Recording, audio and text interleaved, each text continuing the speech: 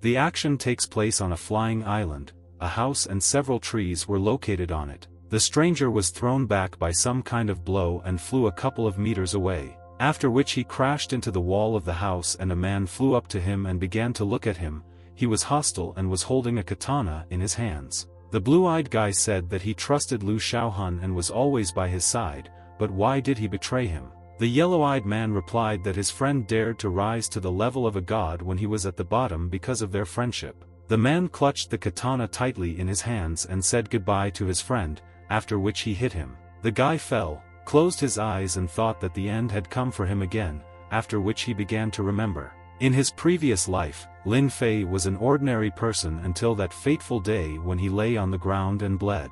Then a mysterious man with a scar on his face appeared and took his life. He stood and smiled in front of the guy, in the last minutes of his life. The main character smiled and said that he was not dead yet, the guy was still alive. Lin Fei said that he was reborn in the heavenly realm, re-embarked on the path of cultivation, eliminating demons, and getting rid of all obstacles to development through the world. He thought that in this life he could improve his qi and ascend to the very end of the heavenly kingdom, but everything turned out like in his previous life.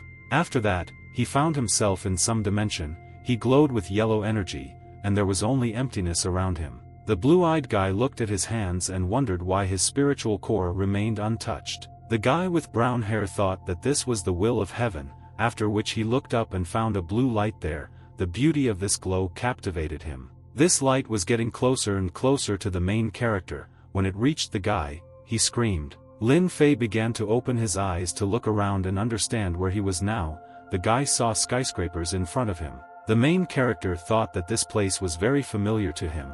The blue-eyed guy did not expect to find himself in this world. When Lin looked around he saw high-rise buildings, a brothel, a building reinforced with steel. He was sure that it was land. He looked at his clothes and thought that he was wearing these clothes when he first died, and this place was similar to where he was killed. The blue-eyed guy remembered his phone, which was in his pocket, and decided to take it in his hand. After the guy looked at the time on his phone, he realized that he had returned to his previous life on Earth 2 hours before his death. The guy with brown hair was delighted and shouted to the whole neighborhood that he was still alive. But he did not understand what kind of divine light it was that penetrated his body, after which the guy put his hand on his chest. Lin Fei decided to sit down to meditate and see if he could use it. The protagonist noticed that his cultivation energy was absorbed by divine light. Suddenly, the brown-haired guy discovered a pure and great energy. He thought it was a great celestial life force.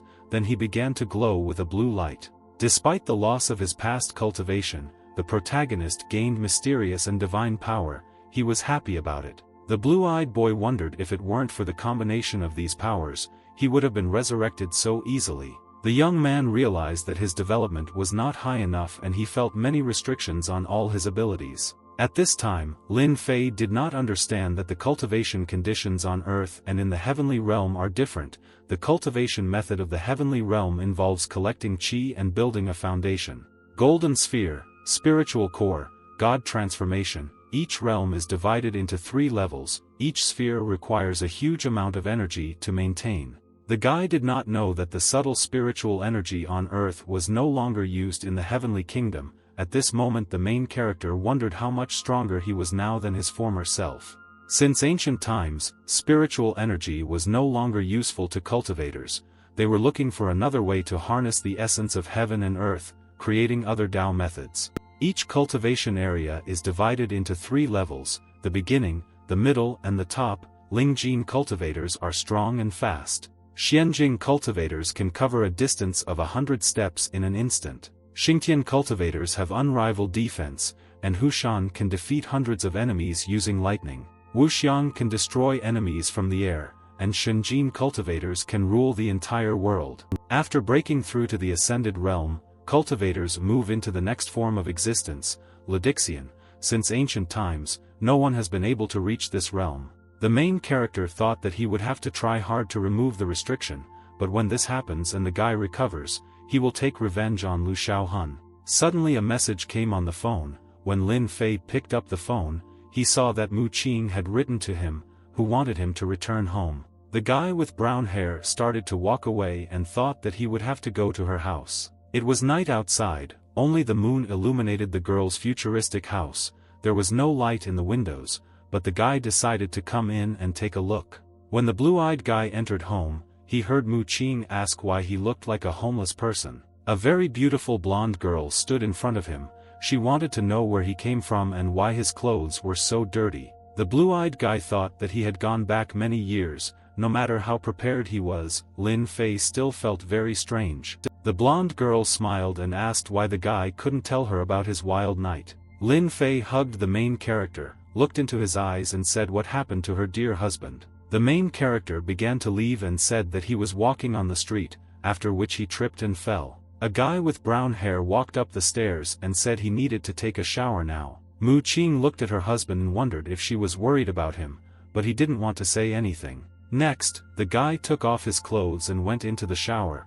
Thoughts about today did not leave him. He remembered how his wife asked him where the guy was going, and Lin Fei replied that it didn't matter. The blue-eyed guy began to dry his head with a towel and thought that he would no longer make the mistakes of the past. But it was strange for him. The main character wondered why the man with the scar didn't kill him. After which the guy with brown hair thought about his wife and realized that he needed to treat her better. Suddenly Mu Qing knocked on the bathroom door. The main character said that she could come in. The blonde girl said that his clothes were dirty, so she prepared a new set of clothes for him. The main character put his hand on the girl's head and stroked her. She was surprised by this and was a little embarrassed. The young guy thanked his wife, and Mu Qing stood there and didn't know what to answer. The guy with brown hair grabbed his new set of clothes and started to get dressed. Lin Fei said that he had to go, he would be back soon. His wife asked where he was going.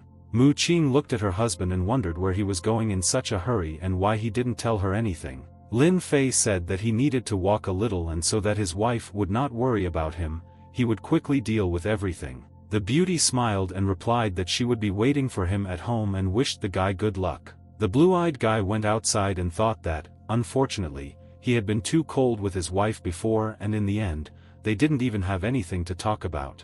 He needed to figure out how to relax after today's events and collect his thoughts. Suddenly the guy notices a man with glasses who was talking very loudly on his mobile phone. The man wanted to know where they had been disappearing for so long.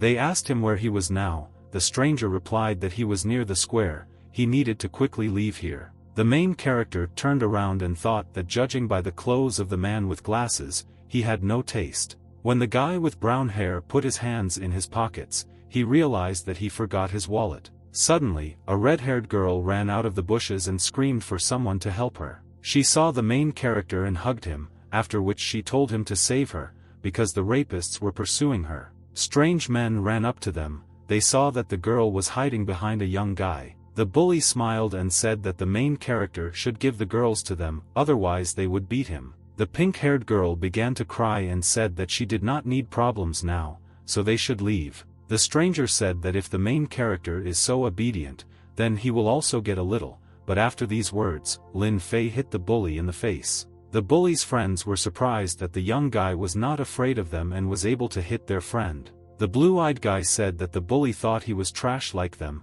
now he will teach them a lesson. The yellow-haired guy stood up after a heavy blow and was very angry. He wanted to take revenge on the main character for this. After that, the bully decided to hit Lin Fei with all his strength and waved his fist. The pink-haired girl shouted for the young guy to be careful. But his blow was stopped by an unknown man. He kicked the hooligan's hand and saved the guy from being hit. As soon as the man did this, he hit the yellow-haired stranger and he fell. The man with glasses was very angry with the bully, and the blue-eyed guy was surprised that this man helped him. The stranger smiled, wiped the blood from his face and asked that another suicide bomber had appeared. The villain stood up and shouted for his boys to beat them up and take the girl away from them, after which the bullies rushed into battle. A fight began. The man with glasses smiled, waved his hand and said that they couldn't even cope with him alone. The purple-haired guy ran up to the man and raised his hand to hit him in the face. But the man with glasses was easily able to dodge the blow and kick the bully in the face. The fat man was surprised. After this, the man took advantage of the bully's emotional state and hit the fat man in the chest when he did not expect it. He shouted that he would still see who would win and whom. He would not let these guys hurt the girl. The yellow-haired guy stood up and said that the man was hitting very weakly, so he was finished and waved his hand. and he hit the man with glasses in the stomach, after which the bully added that he could not disrupt his plan. The girl was shocked when the man in the blue shirt fell. The blue-eyed guy just watched all this. The villain smiled and said that there was no need to mess with them, so now the man is in big trouble. The pink-haired girl began to cry and said that Wang Ziming had just dominated. Why did everything happen like this? The beauty ran to the man and asked if he was okay. Wang Zi replied that the girl had better run away, he could not defeat this stranger. At this moment, the main character began to applaud and said that it was just a wonderful performance. The girl and the man with glasses were shocked. Lin Fei smiled and said that they should be given an Oscar for such wonderful acting. An unfamiliar girl looked at the main character and asked who he thought he was. The guy with brown hair didn't even help them, but he also bullied them. The bully watched all this and thought that Lin Fei had exposed them. The yellow-haired villain ordered his friends to knock out the blue-eyed guy's teeth and pointed his finger at him. The purple-haired guy waved his hand and said that the main character now needs to grit his teeth. The main character stood motionless and watched the bully's blow in order to quickly counterattack him, after which he deftly dodged the blow and said that it was too slow, so such a blow would never reach its target. The blue-eyed guy needed the villain and said that he needed to cheer up so he wouldn't be so slow. Lin Fei ran up to the fat man and asked what he could do to him. After these words, the bully began to tremble with fear. The fat man fainted from fear and the guy with brown hair thought that they were real weaklings. The young guy looked at the hooligans and said that he was right, they are useless. The main character turned around, looked at Wang Zi and decided to express everything to his face. The man wanted to get up and ask the guy why he was behaving this way. The guy with brown hair said that he hated people like Wang Zi. The pink-haired girl asked what he needed from them. The man was shocked by the words of the main character, after which the girl came to Wang Zi's defense and said that she would not allow this person to be harmed. But the young guy ignored her, approached the stranger and simply very quickly moved behind her. The beauty turned around, looked at Lin Fei and asked how he passed through her so quickly. A guy with brown hair stepped on the man's hand and asked if the young girl didn't want to know what was really going on. The stranger was surprised and asked what the main character meant and why he said that. The man with glasses told Ing Shui to take the young guy away from him because he was in a lot of pain. The blue-eyed guy looked at Wang Zi and said that his scam was very convincing, but he would not be surprised by such cheap tricks. Lin Fei said that the man hired these hooligans and pretended to save the girl. Ing Shui was shocked by this information. Wang Zi began to worry and told the beauty not to listen to him,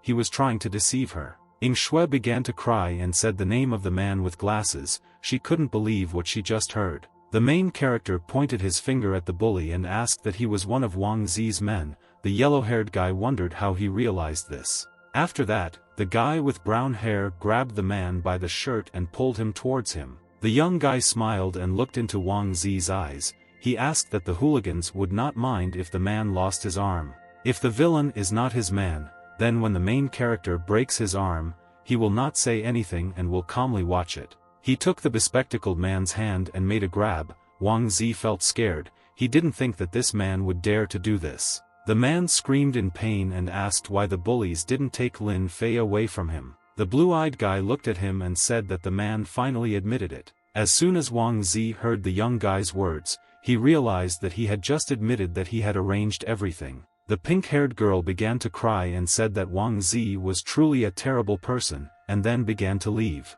Wang Zi told Ing Shui to stop, it was just a misunderstanding. He began to get to his feet to approach the girl. He ran up to the beauty, took her hand and said that he needed to explain everything, but the girl screamed for the man to let her go. The fat man approached the yellow-haired bully and asked what they should do now. He replied that they had already been paid, so they needed to leave. But the main character didn't like it. He said that they wouldn't leave so easily, and then rushed into battle. The hooligans were shocked that the young guy didn't want to let them go, so they stood still. The main character dealt with them very easily and all the hooligans lay on the ground, and the guy with brown hair decided to leave. At this time, Wang Zi tried to convince Ing Shui that he did not do it, but the girl did not want to see him anymore. When the main character approached his wife's house, he saw a strange man with flowers, who said that these flowers were for her, so she needed to sign that she received them.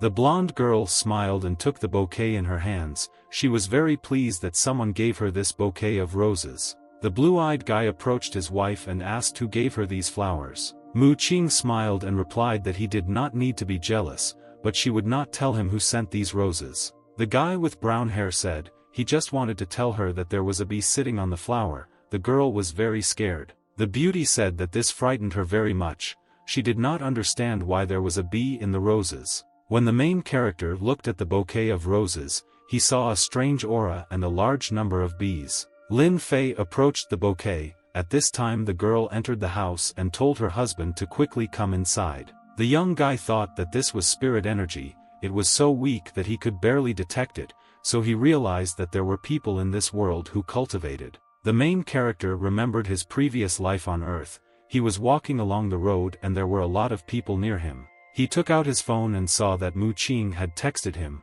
She wanted to know where the guy was now. After which he did not notice the man in the red jacket and pushed him with his shoulder. The blue-eyed guy turned to the man and apologized for this. The stranger smiled and replied that there was no problem. A man with a scar on his face pulled out a knife and told the main character to leave his life behind. The villain licked his knife and said that King Yama wants the guy to die at 3 in the morning, and now it is already 5 in the morning. Lin Fei told the stranger not to approach him, but the man didn't care. He closed the distance and laughed. The guy with brown hair was shaking with fear and said that they were on the main street. He would call the police now. After these words, the main character turned around and began to run. He called for help from people and the police. But he discovered that no one could see or hear him.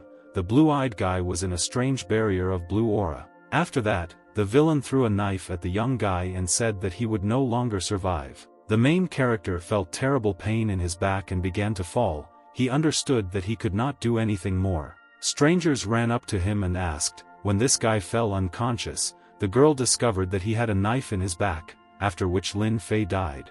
The young guy wondered if his death could be connected with his wife and whether she knew anything about it. That man with the scar could create barriers, which meant that he was from a very large clan, only one who needed to spend so much energy to kill an ordinary person. Further actions take place during the day on a city street. A guy with brown hair decided to take a walk on such a sunny day. He thought that on May 20th, if Mu Qing had not reminded him, he would not have remembered it. But it was just a dream. The main character was lying on the bed and sleeping, and on the clock it was 8 in the morning. Suddenly, his wife came to the young guy and told him to wake up, and then asked if he forgot what day it was today. The main character replied that he remembers everything. Today is their anniversary, but why is she in such a hurry? The girl said that it was not her fault that he forgot. Mu Qing got angry and shouted that they had only been married for 10 days. What kind of anniversary could they have? Today he has to go to university, so the guy needs to get up quickly. After that, the guy with brown hair went outside and thought that the previous semester had already passed. Why shout so loudly? However, returning to my home university and looking around again was not such a bad idea. The blue-eyed guy saw an old man training. He thought it was a chi cultivator. A young guy approached the old man and greeted him. He was interested in how he trained. The bald old man approached the main character and asked what he wanted. The guy was interested in his practice of the art of Tai Chi. Lin Fei replied that he knew a little about it, so he could tell the old man some specifics. The old man said that there were quite a few young people who practiced the art of Tai Chi in their time, so he was wondering what the guy with brown hair knew about it. The main character answered that he doesn't know very much, but even this is enough to say that his Tai Chi style is a little different from what he saw, as if he was missing something. The stranger said that he had been practicing the art of Tai Chi for over 10 years and no one had ever dared to make such claims against him. The guy with brown hair said that the principle of this technique is breathing, because it carries spiritual energy, but his spiritual chi is blocked. The old man said that young people in their day do not understand at all how this world really works. The young guy didn't want to tell this old man that his injuries had already blocked all 8 special meridians for him. In this life he had already reached his limit. The main character thought that if the old man doesn't want to hear about it, then from now on, they won't tell him anything else.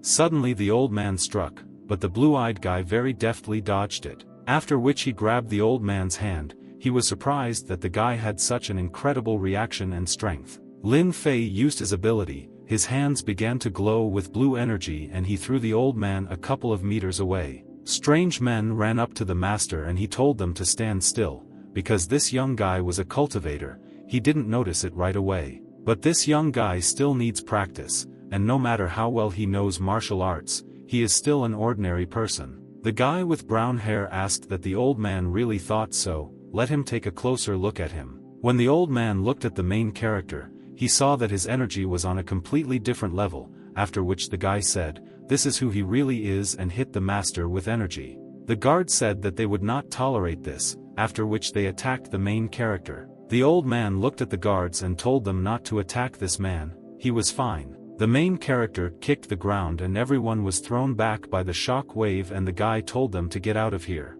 The bearded man said that this was a sphere of beginning, after which he realized that this was a sphere of development. The master thought, this is a projection of Zhenqi, but the guy's age does not correspond to his development. He wanted to know how this is possible. The blue-eyed guy asked the bearded man what kind of sphere of endeavor this was. Maybe he meant the black sphere. The bald old man approached Lin Fei and said that his name was Hao Tian. He didn't want to offend the guy at all, so he apologized to him. The main character also introduced himself. The elderly man laughed and said that the young guy is the most courageous among all the men, and his name sounds more prestigious than the others. Lin Fei did not understand what he meant by this. Hao Tian replied that if the guy doesn't know the basics, then how will he fight? The main character was surprised when he learned about chi levels. The old man realized that he knew nothing about cultivation levels. The brown-haired guy replied that it seemed that cultivation on Earth was very different from that in the heavenly realm, and it was because of this that his previous cultivation here was limited. His master taught the blue-eyed guy cultivation since childhood, but he never told Lin Fei about the theory. The master decided to talk about the level of cultivation. The old man said that there is nothing complicated in understanding the level of cultivation. They develop their innate chi, that's why they are called cultivators. There are 6 main areas in cultivation, each of which is divided into 3 minor levels: basic, intermediate and higher. Therefore, the guy needs to achieve the sphere, spirituality, development, beginning, transformation, formlessness and ascension, on Earth in order to return to the heavenly kingdom and take revenge. Hao Tian added that when he looked at Qi Lin Fei, in his opinion, he was at the basic level of the cultivation realm. The blue-eyed guy thought that his 4th layer of cultivation in the heavenly realm was equal to the base level of the cultivation sphere on Earth. If he tried hard, he would reach the transformation realm. The master asked how this was possible. The young guy had mastered the chi cultivation of the beginning realm, being only at the level of the cultivation realm. It was incredible.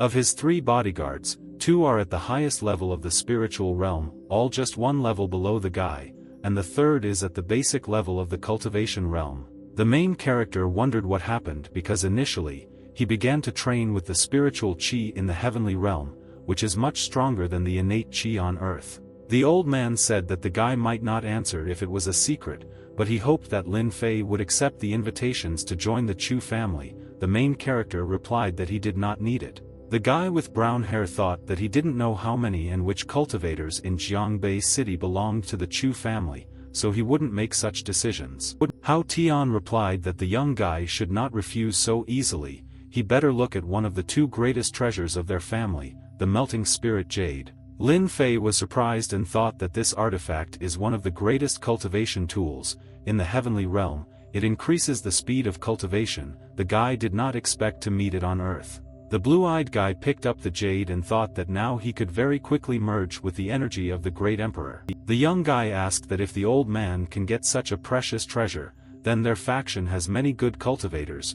Why does the master need him? Hao Tian replied that he will tell everything now. Recently, there are fewer and fewer strong cultivators, and transformation realm cultivators are impossible to find, leaving only people from the beginning realm in Jiangbei. However, now their Chu family does not have a single venture realm cultivator to support them, and such a big business without support will collapse. The protagonist asked how he could help.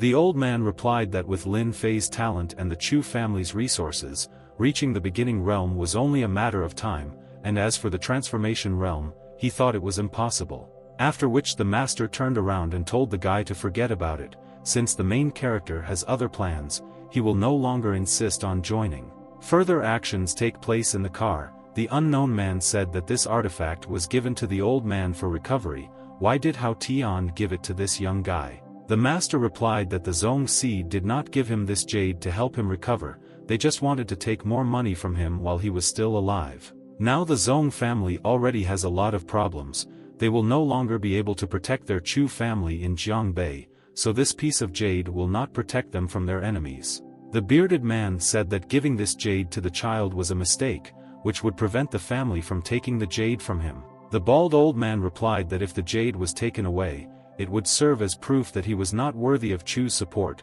they did not need attention, so it was better to throw away this artifact. The bodyguard said that now everything is clear to him, they gave this jade in order to do more important things, test the guy's abilities and see the results. Hao Tian replied that assuming the protagonist had a master and was strong enough to challenge their family, then it would be a good idea to have someone test his strength for them. At this time, the blue-eyed guy thought that the old man helped him, jade would make his cultivation much easier, so now he is his debtor. However, the guy did not understand why he needed the card and why Hao Tian gave it to the main character. Some time passed and Lin Fei reached his Jiangbei University. After 10 years in the Heavenly Kingdom, the main character never thought that he would return to such a familiar place. Suddenly, behind the guy with brown hair, a stranger said his name. When the blue-eyed guy turned around, he saw some strangers. The yellow-haired guy said that he didn't think Lin Fei would have the courage to return to campus. The main character looked at the pink-haired girl, he didn't understand what she was doing with these guys. Lin Fei remembered that day, it was raining outside, and he was trying to catch up with the girl, but Qin told him not to look for her anymore, because she was not interested in him.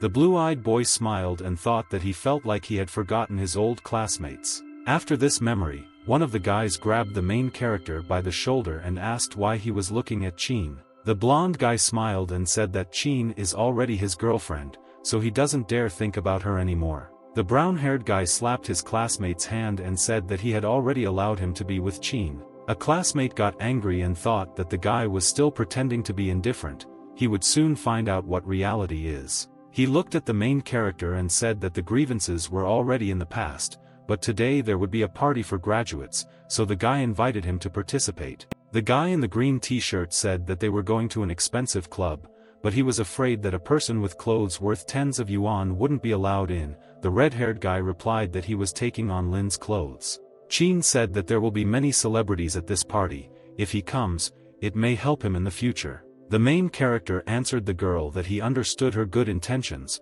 but he did not want to go to this party. The yellow-haired guy said that they are going to the best place in Qianbei, heaven on earth, if he doesn't have the courage to come, then he'd better forget about it. The blue-eyed guy replied that if someone invites him, then he has no reason to refuse, he is the person who loves free food the most. The classmate replied that he would be waiting for him in Tin Yage's room, in heaven on earth, he hoped that the main character would be there. After these words, he got into his expensive car and left with his friends. Further actions take place at night near the establishment. A guy with brown hair looked at heaven on earth and thought how it differs from the rubble in comparison with the mansion in which he lived. He entered the establishments and was greeted in heaven on earth by the workers and employees of the establishment. The bearded old man looked at the main character and asked whether the gentleman had a reserved place in their establishment. Lin Fei replied that he had a room reserved in Ting Yage. The old man replied that this room was reserved by Qi, he should bring an invitation card. The young guy thought that Qi Shang had not said anything about the invitation card. At this time an employee of the establishment noticed Li and said that the concierge would accompany him now. Li Shixian was the second son of the family of the top 4 landed families in Qian. He came along with Fei Xian, who was the largest shareholder in Qian. The main character asked that they did not need invitation cards. Li Shixian replied that he was a customer of Chu Corporation, he did not need to book anything. Fei Xian asked who this guy was who looked like a tramp. Now anyone who wants can enter this hotel. The guy with glasses showed his card and told the girl not to pay attention to strangers because they had an old king and old rules. Lin Fei looked at the card. The employee of the establishment apologized to the guy with brown hair and said that if he did not have an invitation card, then he should leave. The blue-eyed guy took a card out of his pocket and showed it to the old man, after which he told him to look at it. His card is not the same as Li Shixian's. When the old man saw this, he thought that if the guy took out any card from his pockets, then he shouldn't even think about entering the establishment. But when the employee of the establishment saw this card, he was shocked that the main character had a VIP card. He did not even think that Lin Fei was the owner of the Black Premium Chu card. The landowner smiled and said that Xian had underestimated this young guy. Master Chu didn't even give him the highest black card. The beauty smiled and thought that this man must have been very respected if he was given such a prestigious card. After this, the employee of the establishment bowed and began to apologize to Lin Fei, but the main character did not need this. He said that everything was fine, he was not angry with them. At this time, Qi Shang was sitting drinking alcoholic drinks in Ting Yage and saying that after today, if they have business-related issues, they should just find him. His friend replied that if this happened, they would rely on the generous Qi. The guy said that Lin Fei, whom Qi was talking about, did not dare to come. The yellow-haired businessman replied that he was simply not allowed in here. At this time the main character stood near the door and listened. The yellow-eyed guy added that he must now stand near the entrance because he forgot that he did not have an invitation card. Suddenly, Lin Fei came in and put his hand on his classmate's shoulder, after which he apologized for being late. Qi Shang looked at the main character. He didn't even think that this guy dared to come to them. He said that if Lin Fei was late, his punishment would be to drink with him, so his former classmates invited him to sit at the table. When the blue-eyed guy took the bottle in his hands and looked at it, he said that Lin Fei would do it, after which he threw the bottle away and it broke. A classmate got angry, got up from the sofa and said that this wine cost 20,000, after which he asked if the guy could compensate for the damage. The bearded old man came up and replied that the hotel is ready to compensate for all losses for Lin. Qi Shang said that this is not necessary, but Lin Fei is disturbing their dinner, he needs to be kicked out of here. A friend in a green t-shirt said that this guy does not have an invitation card and he suspects that the main character came here with evil intentions. The establishment employee smiled, apologized, and replied that due to Lin's status, he did not have enough power to kick him out. Qi Shan asked what the status of a simple scoundrel from their university could be.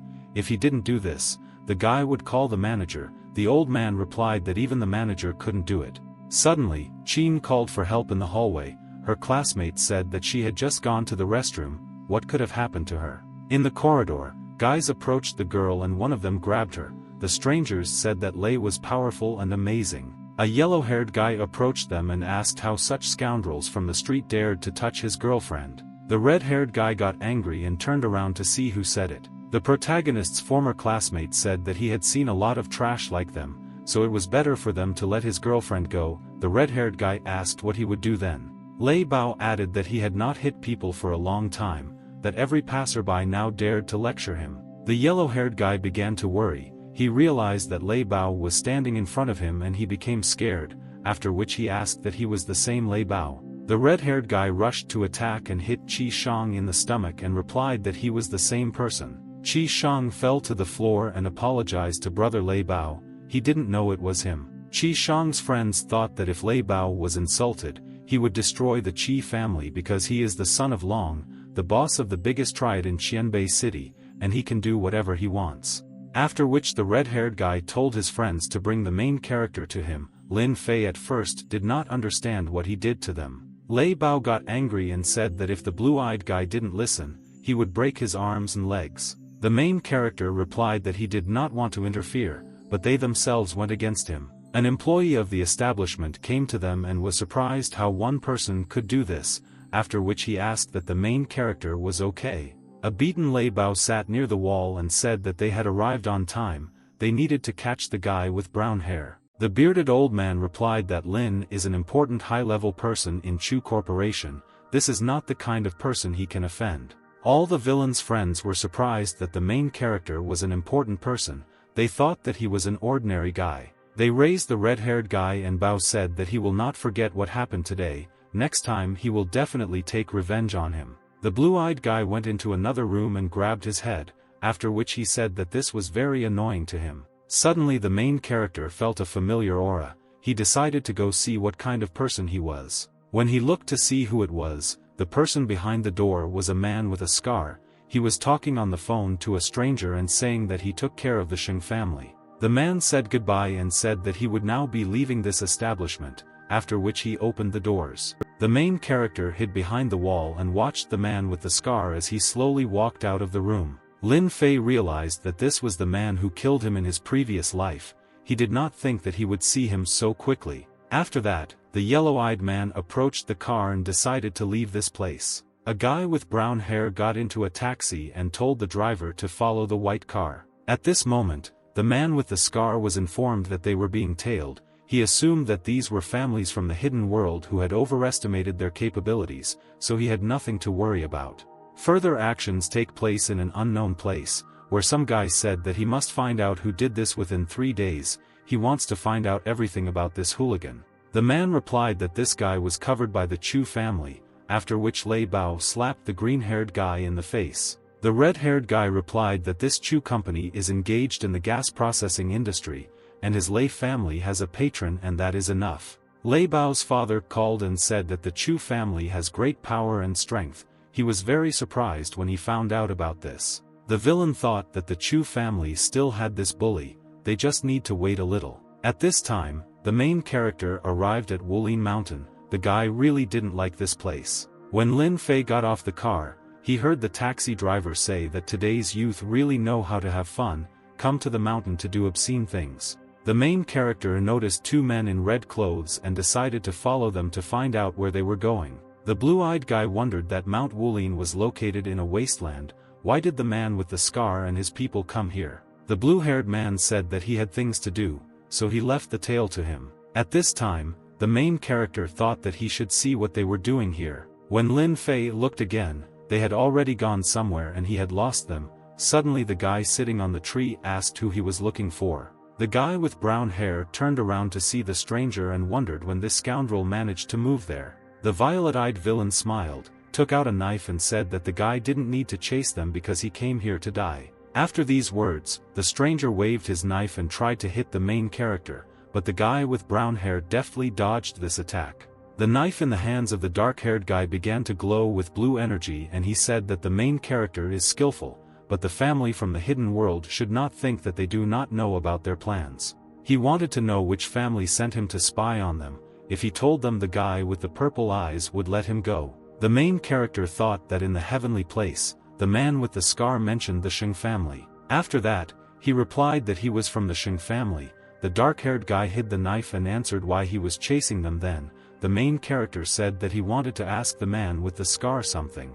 The villain said that he should ask him in hell, after which he stabbed the main character, but he dodged the blow. The blue-eyed guy realized that there was something unusual about him, after which he said that the villain was not an ordinary basic-level expert. The dark-haired guy accumulated energy in his hand and decided to hit Lin Fei. The young guy realized that this high-level person and the main character blocked this blow with his hands because he could not dodge. Lin Fei was not going to give up even if the guy with the knife was 2 levels higher than him, but this time he would be in trouble. This dark-haired guy cannot be an ordinary expert. In his condition, even with a spiritual blessing, it will be difficult to defeat the Supreme Emperor. The blue-eyed guy had no time to think, because the villain had already approached him. The guy with purple eyes smiled and said that it was better for the main character to give up and not resist. After which Lin Fei began to use his abilities. He could only use the power of Jade. The dark-haired guy looked at this and said that if they have nothing in common except communicating with the families of the Hidden Kingdom, then he is afraid of upsetting him. The main character almost scared him. He smiled and pointed a knife at Lin Fei, after which he told the young guy to pretend to be weak and die. The villain rushed to attack the blue-eyed guy. The main character did not understand what he needed to do in such a situation. Suddenly the jade glowed with a blue aura and began to gather energy around itself. Then he hit the dark-haired guy with his power. He was unable to dodge due to the radius of the attack. The artifact entered the mind of the guy with brown hair and he had experienced this feeling before. Lin Fei saw the tied-up man and realized that he could free the Supreme Emperor now. When he realized this, the main character used the lightning strike ability, which became decisive in their fight. The blue-eyed guy began to walk away and wondered if Xiao Wei was taking a moment to show off his lightning strike, but that was only for today. The main character did not know how many people were behind the man with the scar on his face, so he decided to leave this place. Next, the action takes place in Lin Fei's house. he was meditating and thought that the aura of the Supreme Emperor in his body was connected with the chi of this world, so cultivation practice went faster. The young guy wondered that if these two forces could not exist together there, would he be able to cultivate on Earth? Only now the spiritual power affects the jade, therefore, the spiritual energy gives birth to new abilities. As long as the jade works, the Supreme Emperor's spirit and chi energy will remove the restrictions so that he can take advantage of them. The guy with brown hair needed to sit with his eyes closed and in deep thought, calmly think about God, grit his teeth, and grasp Kunlun with both hands. After this, Lin Fei felt incredible strength in his body. He realized that he had reached the hidden realm. With the power of double cultivation to break through the far border, he can no longer be afraid of anything. He thought that he could recover sooner after connecting with the artifact to free the Supreme Emperor from his chains. But unexpectedly, the blue-eyed guy crossed one border with the help of Jade, but the artifact broke very quickly. The blue-eyed guy thought that without a weapon with a medium level of strength, which could explain the aura and innate strength, he would no longer be able to practice it. When the main character entered the main hall of the house, he saw his wife lying on the sofa. The guy with brown hair looked more closely at his wife and saw that the girl was holding some kind of note in her hand. The main character read the note. It said that the family was going through difficult times. He needed to find the blood of the 500-year-old racer of heaven and earth. Lin Fei said that he didn't care about his past life, but now it's time to make up for lost time, so let Mu Qing leave it to him. Next, the blue-eyed guy took a taxi and arrived home at Yun Wuxiang. The note said that the address was clearly marked as number 58, but he couldn't find Yun Wu's house. Suddenly a black truck appeared, driving at high speed, after which he stopped. Strangers threw the dark-haired guy out of the car and said he wanted to go into the house without an invitation.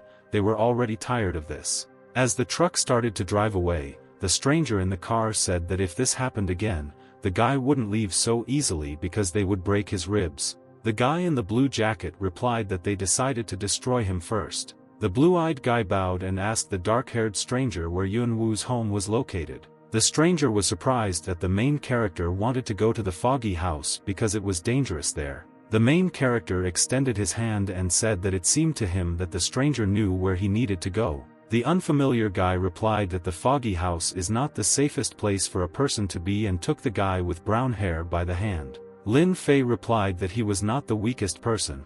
The dark-haired guy saw the aura and thought that a very strong cultivator was standing in front of him. The guy in the blue jacket said that his name was Luoying. He was pleased to meet the main character and he could show the way to the foggy house. The young blue-eyed guy replied that his name was Lin Fei and he was also pleased to meet him. Luoying began to show the way and the main character asked if this is the Cloud House in 58 Lane. A friend said that this house does not have a permanent location. It was named so because it is located near the 58th lantern of this lane. The lantern serves as the key to the foggy house. The main character asked how to use it. Luoying replied that the easiest way is to influence it with external methods, and then light it. The further they go, the brighter the lanterns burn and the house will also head there, so they need to keep an eye on the lanterns. The blue-eyed guy concentrated energy in his hand and said that this was the best way to hit him. The dark-haired guy was surprised. He didn't understand how this was possible. Lin Fei smiled and said that everything was ready. After some time, an unfamiliar man came to them in an expensive car, bowed and asked if it was Lin Fei who lit the lantern. If he did it, then the man would lead him into the house. Luoying said that Yun Hong personally came to escort them. This is the best service. The blue-eyed guy asked the man if he could take his buddy with him. Yun Hong replied that if Mr. Lin agrees, then the Misty House allows it. The guy with brown hair smiled and said if they could go, they should hurry up. Further actions take place in the car. The main character asked why they were blindfolded. The friend replied that this was the usual rule of the foggy house, so as not to reveal its location.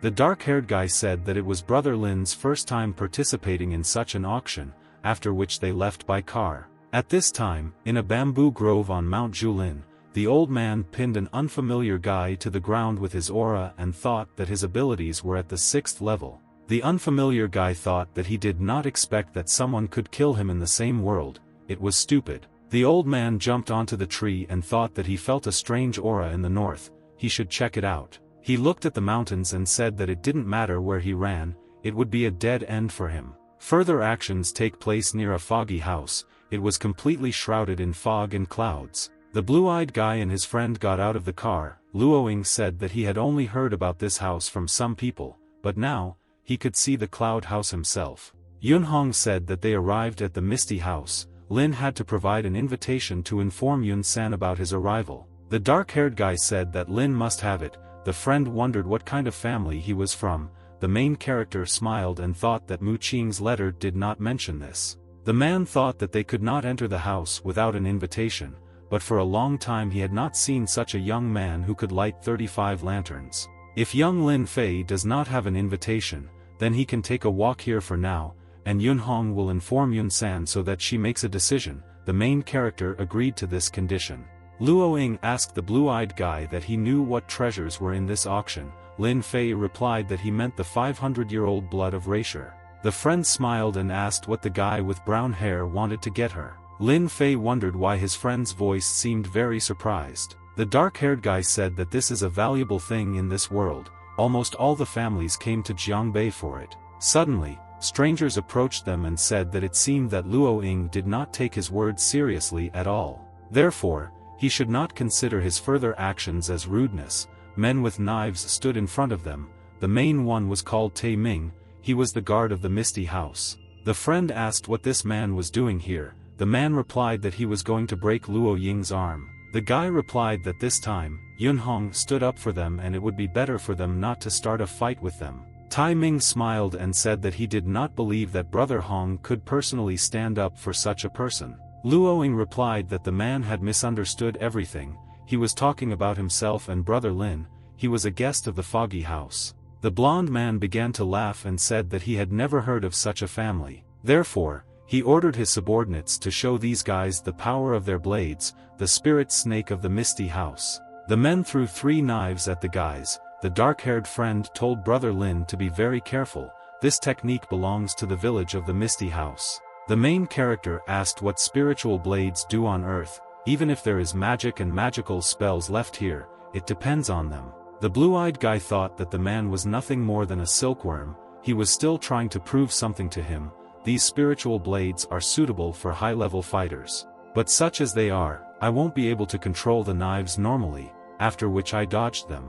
The men saw this and said that now they would kill him and began to use their energy. The blades rose up and aimed at the young guy, but he saw it. Lin Fei jumped and dodged the blades. He knew that they would not give up without a fight, so he decided to act seriously. The guy with brown hair said that now he will show what is called spiritual weapon control and directed his energy into their blades. The guards were surprised. They did not understand how it could be that the spiritual blades of the snake could be subjugated by this young guy. Tai Ming began to worry and thought that the guy might have innate abilities. 10 minutes earlier, Yunhong came to Yun-san and apologized, after which he announced that he had finished the matter. The girl was taking a bath. She was surprised that it was impossible for an ordinary person to light 35 lanterns at once. She asked if Yunhong knew the details. The man bowed and replied that he didn't know anything, but as it turned out, the man's surname was Lin.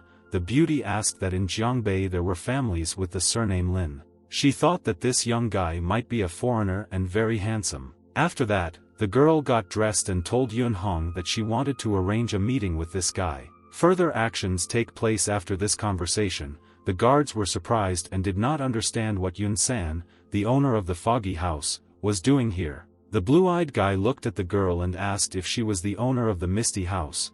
When Yun-san saw the main character, she realized that she had already seen him in the establishment of heaven on earth. Yunhong was surprised and asked if she knew him. The beauty replied that she met this guy at the Chu family's house. Tai Ming bowed and told Yun-san that they had captured and guarded this young guy. Yun-san replied, if it weren't for Lin Gongzi's grace, he would already be dead, so he needs to go and get 50 lashes to apologize to Mr. Lin. The blond man replied that he was just scared of the strange fight that he saw for the first time while living here. He would never touch him again. Hong said that Tai Ming forgot the rules of the house. If he forgets the rules again, he will receive 50 lashes as punishment. The dark-haired man was a little angry at the main character, because no one could argue with Lin Fei's professionalism, not even Yun-san could argue with him. The girl said that, as an apology, let respected Lin accept an invitation to Tianji Pavilion to prepare for tomorrow's auction. The blue-eyed guy's friend was delighted by these words and said that this was the most highly qualified place for the 4 most famous families to stay. The beauty said that the Chu family did not come and therefore, the first of the 4 Tianji pavilions is free, since the guy who is with him is his friend, he can also stay there. Luoying said that Brother Lin, being in this pavilion, one can get many privileges in the Misty House, he has no reason to refuse the invitation. The blue-eyed guy said that in that case, he would like to thank Yun-san. Night fell outside, they settled in the largest pavilion of Tanji. The dark-haired guy left the room with a smile and began to look around, he didn't want anyone to notice him. After which he jumped out of the window and began to walk away somewhere. The main character watched all this. Lin Fei thought that Luoying really had problems, he didn't understand what he was up to.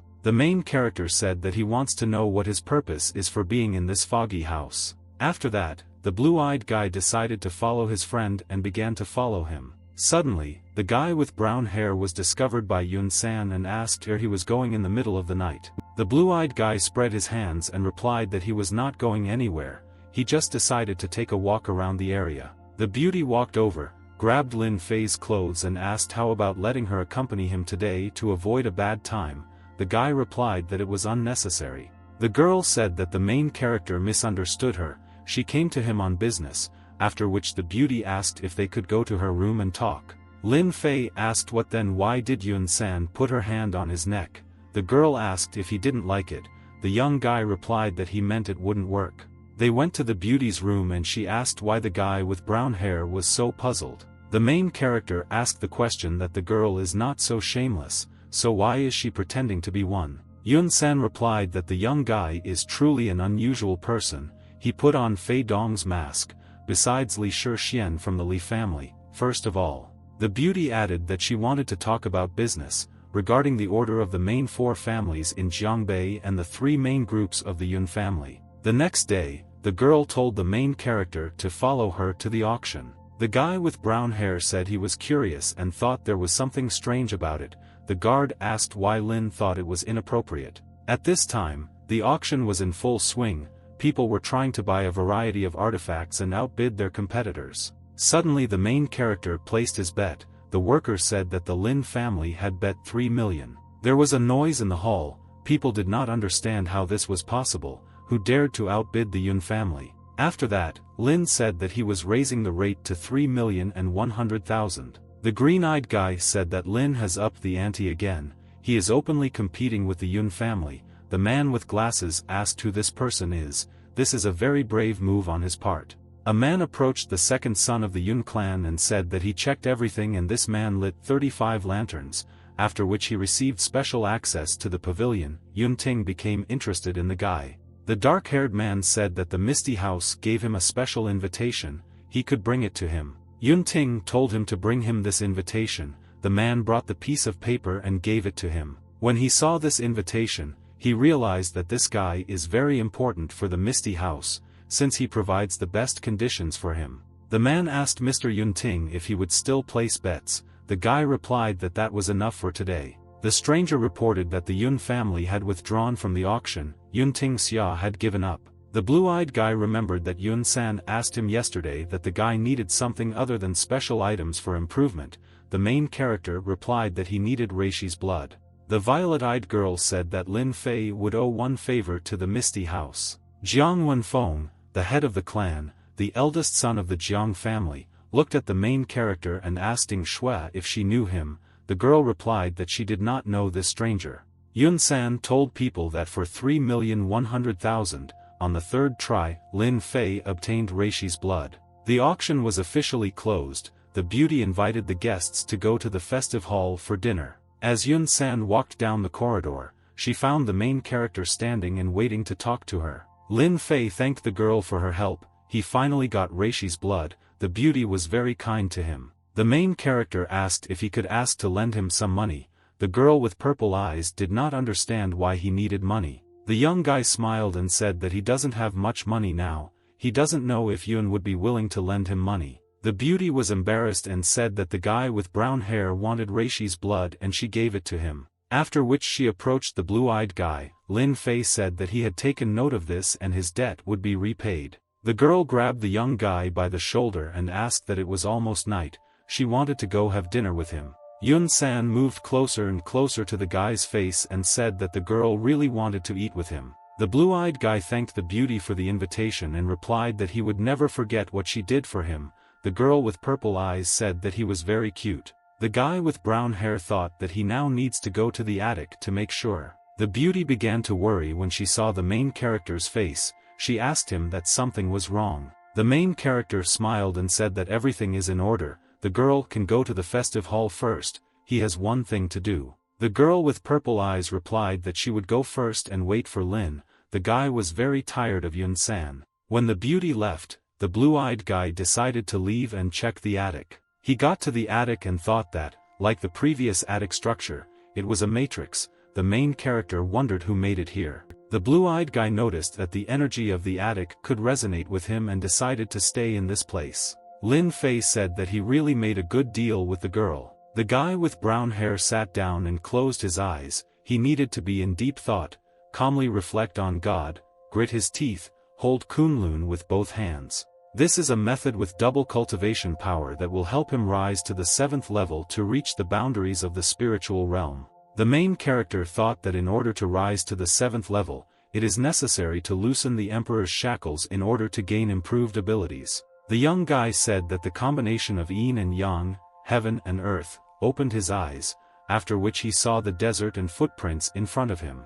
The heavenly eye gave the ability to see traces of energy use, which allows one to track the caster. Lin Fei thought that this was a really good ability. At this time, Luoying thought that everyone was currently at the celebratory dinner, so their defenses were weak, and when they relaxed, he would be able to take away the sacred relics. A blue-eyed guy approached him and said that Luoying had been following him all the time. His friend asked why Lin Fei didn't go to the feast. The red-eyed guy told the main character to calm down, otherwise he would not guarantee his safety. The blue-eyed guy asked, Luoying does not guarantee his safety, his friend is sure of that. The dark-haired guy smiled and said that the main character is just a handsome guy who lives off Yun San. Maybe the 35 lanterns were lit not because of him. The guy with brown hair replied that if he really thought so, then he would show him his strength. The main character moved behind Luoying very quickly. He didn't expect the blue-eyed guy to be so fast. Luoying screamed, took out a knife and wanted to stab Lin Fei with it.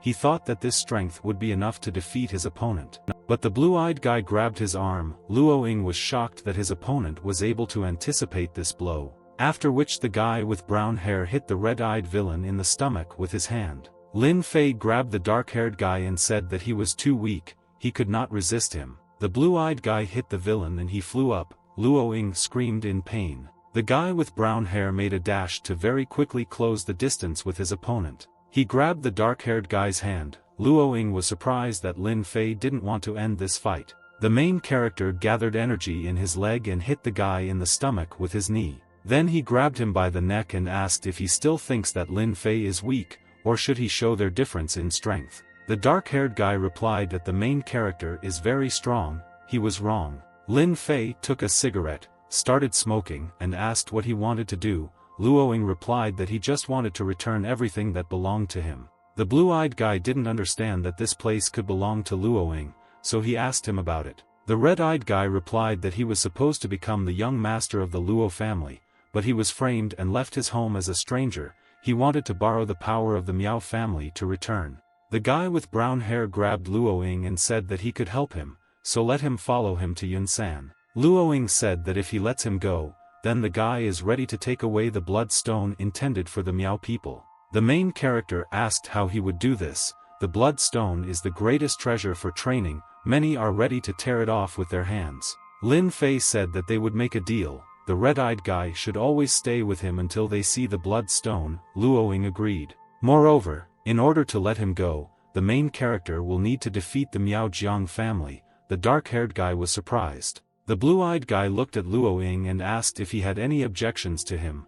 The dark-haired guy started to get worried and replied that he had no objections. The young guy said that everything was fine then. Now they need to go to the celebratory dinner, after which they began to leave. When the main character was going to dinner, he heard someone saying that this time the guy couldn't get the erasure blood, the master would be furious. A guy with brown hair decided to eavesdrop on the conversation. Some stranger was talking to a girl, he didn't know what to do, the girl replied that she bears all the responsibility. The main character saw his wife and thought that Mu Qing was somehow connected with Yunshi. It was a very interesting sight for him, he still doesn't know much about his wife. Two unknown magicians were training and did not understand why they returned to the starting point.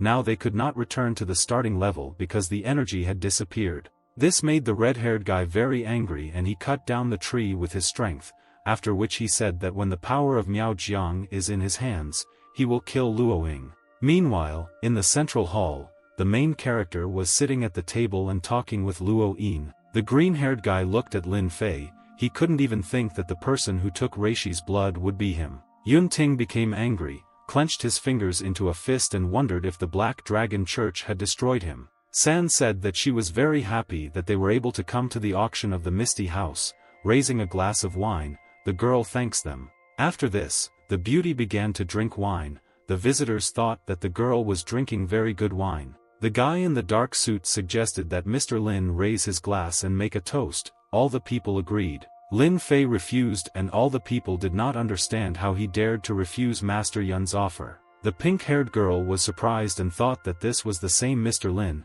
how could he refuse? Bodyguard Yun Yangxiu pointed his finger at the young guy and said that he would die today. Lin Fei replied that it all depends on his professionalism. The man smiled and said that he would not waste much of his energy and would not call upon the Black Panther. The dark-haired man decided to use his skills to quickly approach the main character. But Lin Fei told him to go away and hit him with his ability and he was knocked down in one blow. The man did not want to give up, so he used a blow of energy on the main character and said that he would not go anywhere. The guy with brown hair took a wooden stick and pointed it towards the bodyguard's throat. The blue-eyed guy asked that the guard's owner didn't say anything, so why did this dog start to lose his hands? Yun Ting wondered why this man was so strong, and the beauty thought that she had made the right choice. The guy in the suit stood up and said that young Master Lin is really amazing, if with such skills he joins the Yun faction, then they can achieve a lot. San replied that young Master Lin was a respected visitor to her home, so she was sincerely sorry for this confrontation. The guy asked if he was the younger sister's guest, why didn't she keep an eye on the subordinate? Now she needs to apologize to her older brother. Yun San replied that it was just a misunderstanding. After that, Yun Ting approached the main character and said that today he saw Lin's skills with his own eyes. Now he is leaving, but if they are connected by fate, they will definitely meet again. Lin Fei told young Master Yun not to rush to leave just yet, but Yun Ting decided to leave. He realized that it was really Lin Fei, so he needed to be a little more careful. He smiled and thought that Tin still had a lot of time to play with him. Yun Ting thought that second brother would not let Lin Fei go so easily because he had angered him. The beauty grabbed the main character by the hand and began to lead him away from this place. The blue-eyed guy was surprised at this. The guy with brown hair told Luo Ying to wait for him here. If he doesn't come back, then he knows how to leave. When the girl let the guy go, she said that Lin had offended her older brother today, so he should be careful. The main character asked what was the matter. San said that there is also the Black Dragon He Long Jiao, a very dangerous underground secret organization. They repeatedly took part in the murders of mentors and cultivators. This organization was famous for its criminal activities. Besides, her second brother, the Black Dragon Master, and Tang are very close. He should be very careful. The red-haired girl said that the main character needs to be careful with a person who has scars on his face, one on his forehead and the other on his nose. If he meets him, he needs to run away. The blue-eyed guy grabbed the girl by the shoulders and shouted what this man's name was. The beauty did not understand why the young guy began to get nervous and looked very angry. She replied that his name was Lao Pan. The main character thought that if Lao Pan was the one who killed him in his previous life, then he could take revenge on him and absorb his chi. The girl smiled, became embarrassed and told Lin to let her go because she was in pain. Lin Fei let go of the girl, smiled and apologized, and then replied that he was a little worried. Yun San came closer to the main character, touched his chest and said that everything was fine. The guy with brown hair said that he is a married man, so he cannot reciprocate her feelings. The beauty was a little upset. The blue-eyed guy said that he also had something to tell her. The girl smiled and replied that he could talk. He learned that tonight someone is going to come to steal the treasures of the Yangwu mountain villa, and this person wants to seize the Miao Xinjiang relics. The girl wondered if the treasures of the Yunwu mountain villa belonged to her, and then wondered how he could know all this. The main character added that he knows what she is thinking about. Before going to the holiday, the guy noticed a strange man and heard about it. He was going to attack him, but he was able to escape. The beauty wanted to know what the robber looked like. The young guy replied that he was wearing a mask. He could not see his face. She smiled and asked if Mr. Lin would be willing to help her catch this criminal. Lin Fei pointed her finger at herself and said that he would help her catch this thief. The red-haired girl thanked the guy. Lin Fei replied that this was nothing compared to what Yun did for him. Further actions take place in the treasury. Night has fallen outside. Luoying told the main character that he was very afraid of them. The blue-eyed guy replied that he needed to calm down. They would not be able to touch them. The dark-haired guy thanked Lin Fei. The main character replied that if he did not receive the bloody jade, then he should not even think that he could escape from it. Suddenly two strangers came. One of them said that it was very quiet here. The second replied that they had entered the Yangwu mountain villa. They should be careful. The man didn't understand why everything was so simple. He didn't like it. There should be a lot of security in this place, but there wasn't. The stranger's friend said that he had better keep quiet, but when they looked ahead they were very surprised. Yun-san stood in front of them. She pointed her finger at the men and ordered her guards to grab them. A crowd of guards attacked them. The men did not understand how they could get out of this situation. The blue-eyed stranger looked at Yun-san and thought that he needed to deal with her first. He broke through the guards with the help of his abilities and approached the beauty. The red-haired girl was afraid for her life and screamed for someone to protect her. Suddenly the main character appeared, covered the girl with his body and said that if a man wants to hurt Yun, he needs to deal with him first. After which, Lin Fei concentrated the energy in his hand and took the blow from the dark-haired man. The stranger smiled and said that he was at the peak stage of the 6th level. The guy would not be able to defeat him. The main character asked that because the man is confident in himself, he attacks so openly. The dark-haired man began to accumulate energy in his hand before smiling and looking at Lin Fei. The man rushed to the attack and replied, if the young guy insists so much, then he will show him the difference in their strengths. They hit each other. The stranger used the poison palm, and the protagonist used the heavenly thunder palm. Everyone was surprised by the clash of such enormous power. They watched to see who would emerge victorious from the battle. The guy with brown hair was stronger and sent the stranger flying into the sky with his punch. Luoying was shocked that Lin Fei had so much strength that he could defeat such a strong person with one blow. The stranger fell to the ground. He did not expect that he could be defeated in this battle. His brother began to worry about him. The brother ran up, put his hand on the man's shoulder and asked if he was okay. The dark-haired man was surprised that such a young guy was at the innate realm level. He realized that the main character had a very strong chi. The stranger would not be able to defeat him. He did not expect that there was someone so strong in Zhuangzhou Pavilion. He should not have taken the risk. The man whispered in his brother's ear that this man was too strong. They should run away. The stranger took 2 smoke bombs from his pocket in order to quietly leave the place and take his brother with him. After which he threw them. The main character told the guards to quickly grab them because they could escape. But it was too late. The smoke did not provide a good view. The main character tried to find them, but the criminals escaped. The blue-eyed guy turned to the girl and told her not to worry. He would catch these thieves. The red-haired girl was worried about Lin Fei and told the young guy to be very careful. The protagonist jumped up to find the 2 men and catch these criminals who were trying to rob Yun-san. At this time, the strangers tried to escape from the battle scene. The dark-haired man said that he was fine, but received a slight injury in the battle. Suddenly a blue-eyed guy appeared in front of them and said that they could no longer escape from him. The dark-haired stranger asked if the guy could let them go. If he did, the man would definitely repay him. Lin Fei said that he promised Yun-san to catch them and hand them over to her,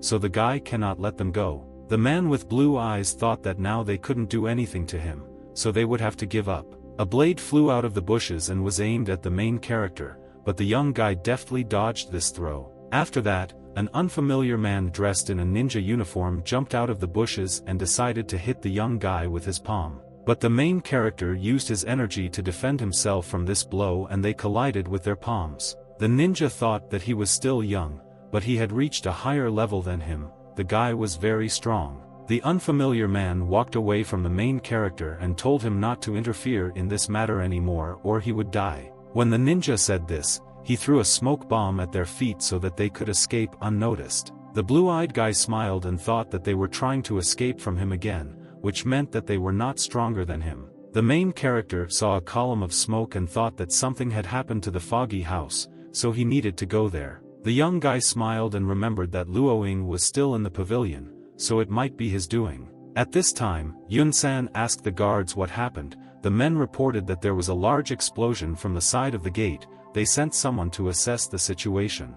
The girl with violet eyes thought that it was at this time that the explosion occurred and for her it was very strange. After that, the main character came out of the forest and greeted the beauty. He approached her and asked what happened here. Yun-sen explained that the gate of the Yangwu mountain villa was blown up. They sent people to check everything there. She wanted to know what happened to the two robbers. The blue-eyed guy replied that he almost caught them, but suddenly a man dressed in a ninja uniform took them. When he wanted to catch up with him, a powerful explosion was heard. The beauty was glad that the main character came to their aid and asked that Lin was not injured. A security guard quickly came running to them and said that according to the report, the gate of the Yangwu mountain villa was partially damaged, but there were no casualties. The girl asked if there was anything else strange when they checked the explosion site. The guard replied that after careful investigation, they discovered that several pieces of blood jade in the treasury were missing. The main character thought that the bloody jade was exactly what Luoying had promised. He assumed that he was the one who stole it. Lin Fei used his heavenly eye ability and thought that if this guy tried to escape, he would definitely find him. When he used this ability, he saw the footprints. He thought that if he followed them, he would definitely find Luoying. The guy with brown hair pointed a finger at himself and said that not everything is so simple here. He will go and look around. The beauty said that the young guy should be careful. She is very worried about him. The main character replied that he is strong, so she does not need to worry so much. After which Lin Fei jumped into the sky and decided to follow in the footsteps of his friend. A man in a suit approached the girl and asked if he needed to follow him.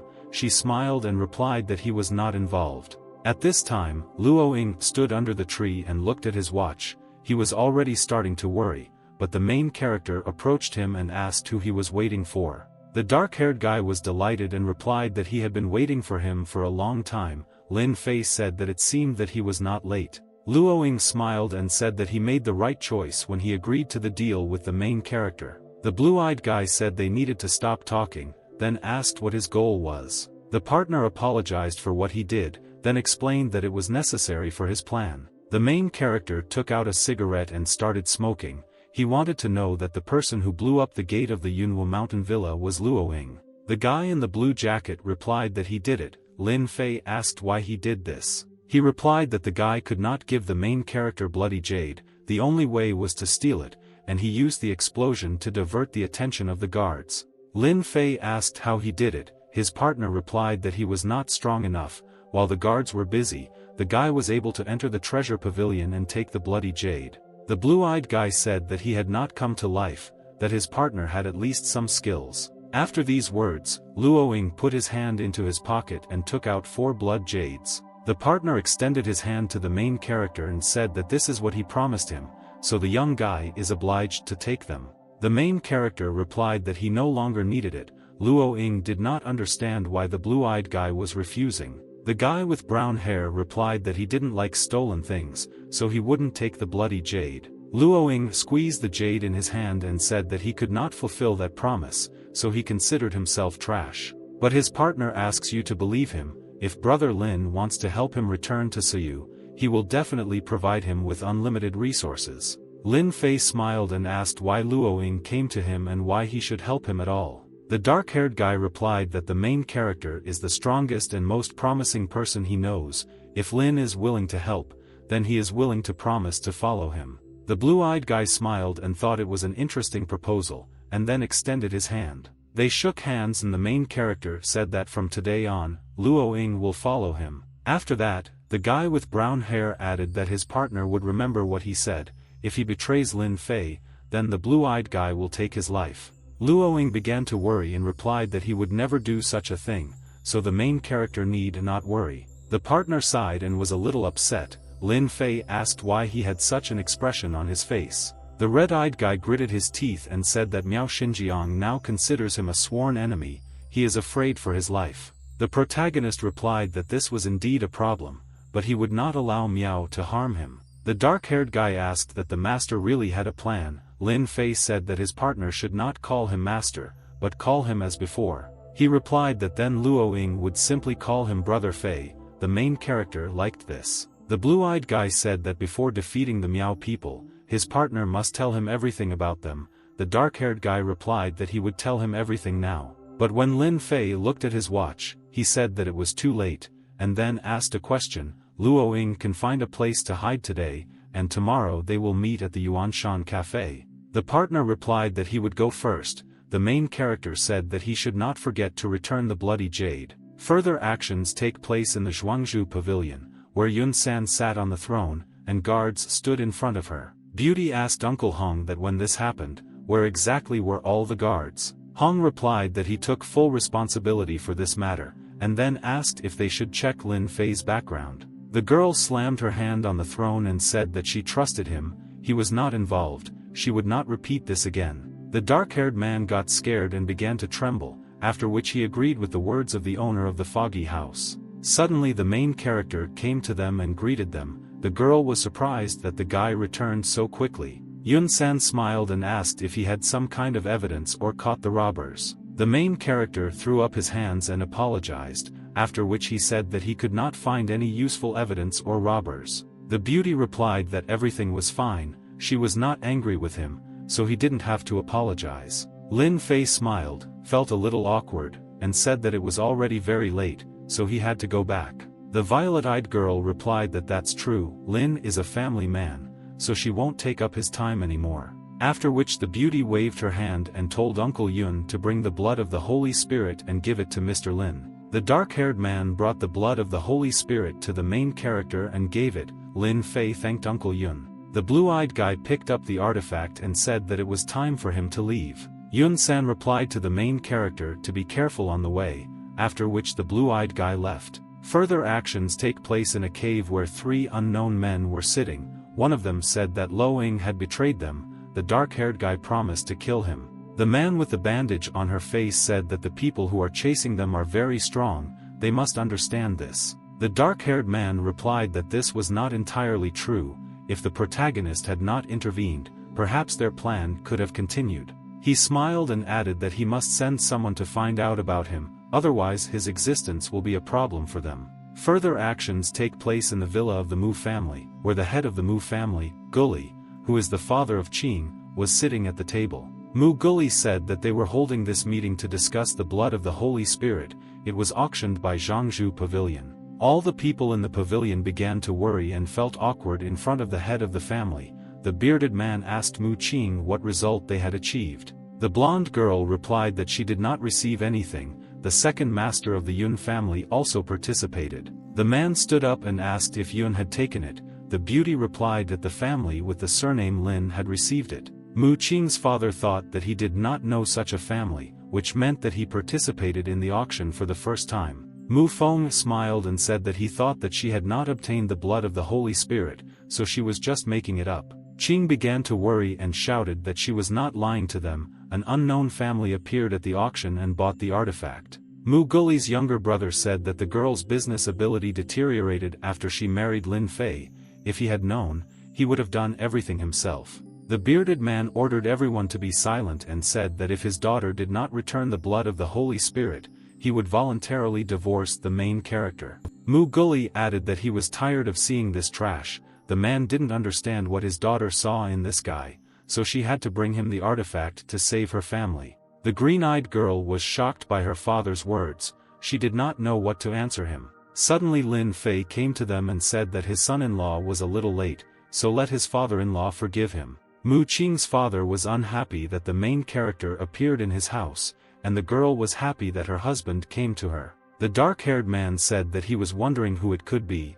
It looks like the loser has come to them again. The beauty slammed her hands on the table and asked how dare he say that. Feng replied that he was never wrong. After that, Feng pointed his finger at the blue-eyed guy and said that he should not be here, so let him get out of here. The main character started smoking and asked what if he said no, what would happen then. Mu Guli said that whoever does not belong to their family should leave their house. The girl stood up for the guy and asked why her father did not consider him a member of the family if he was her husband.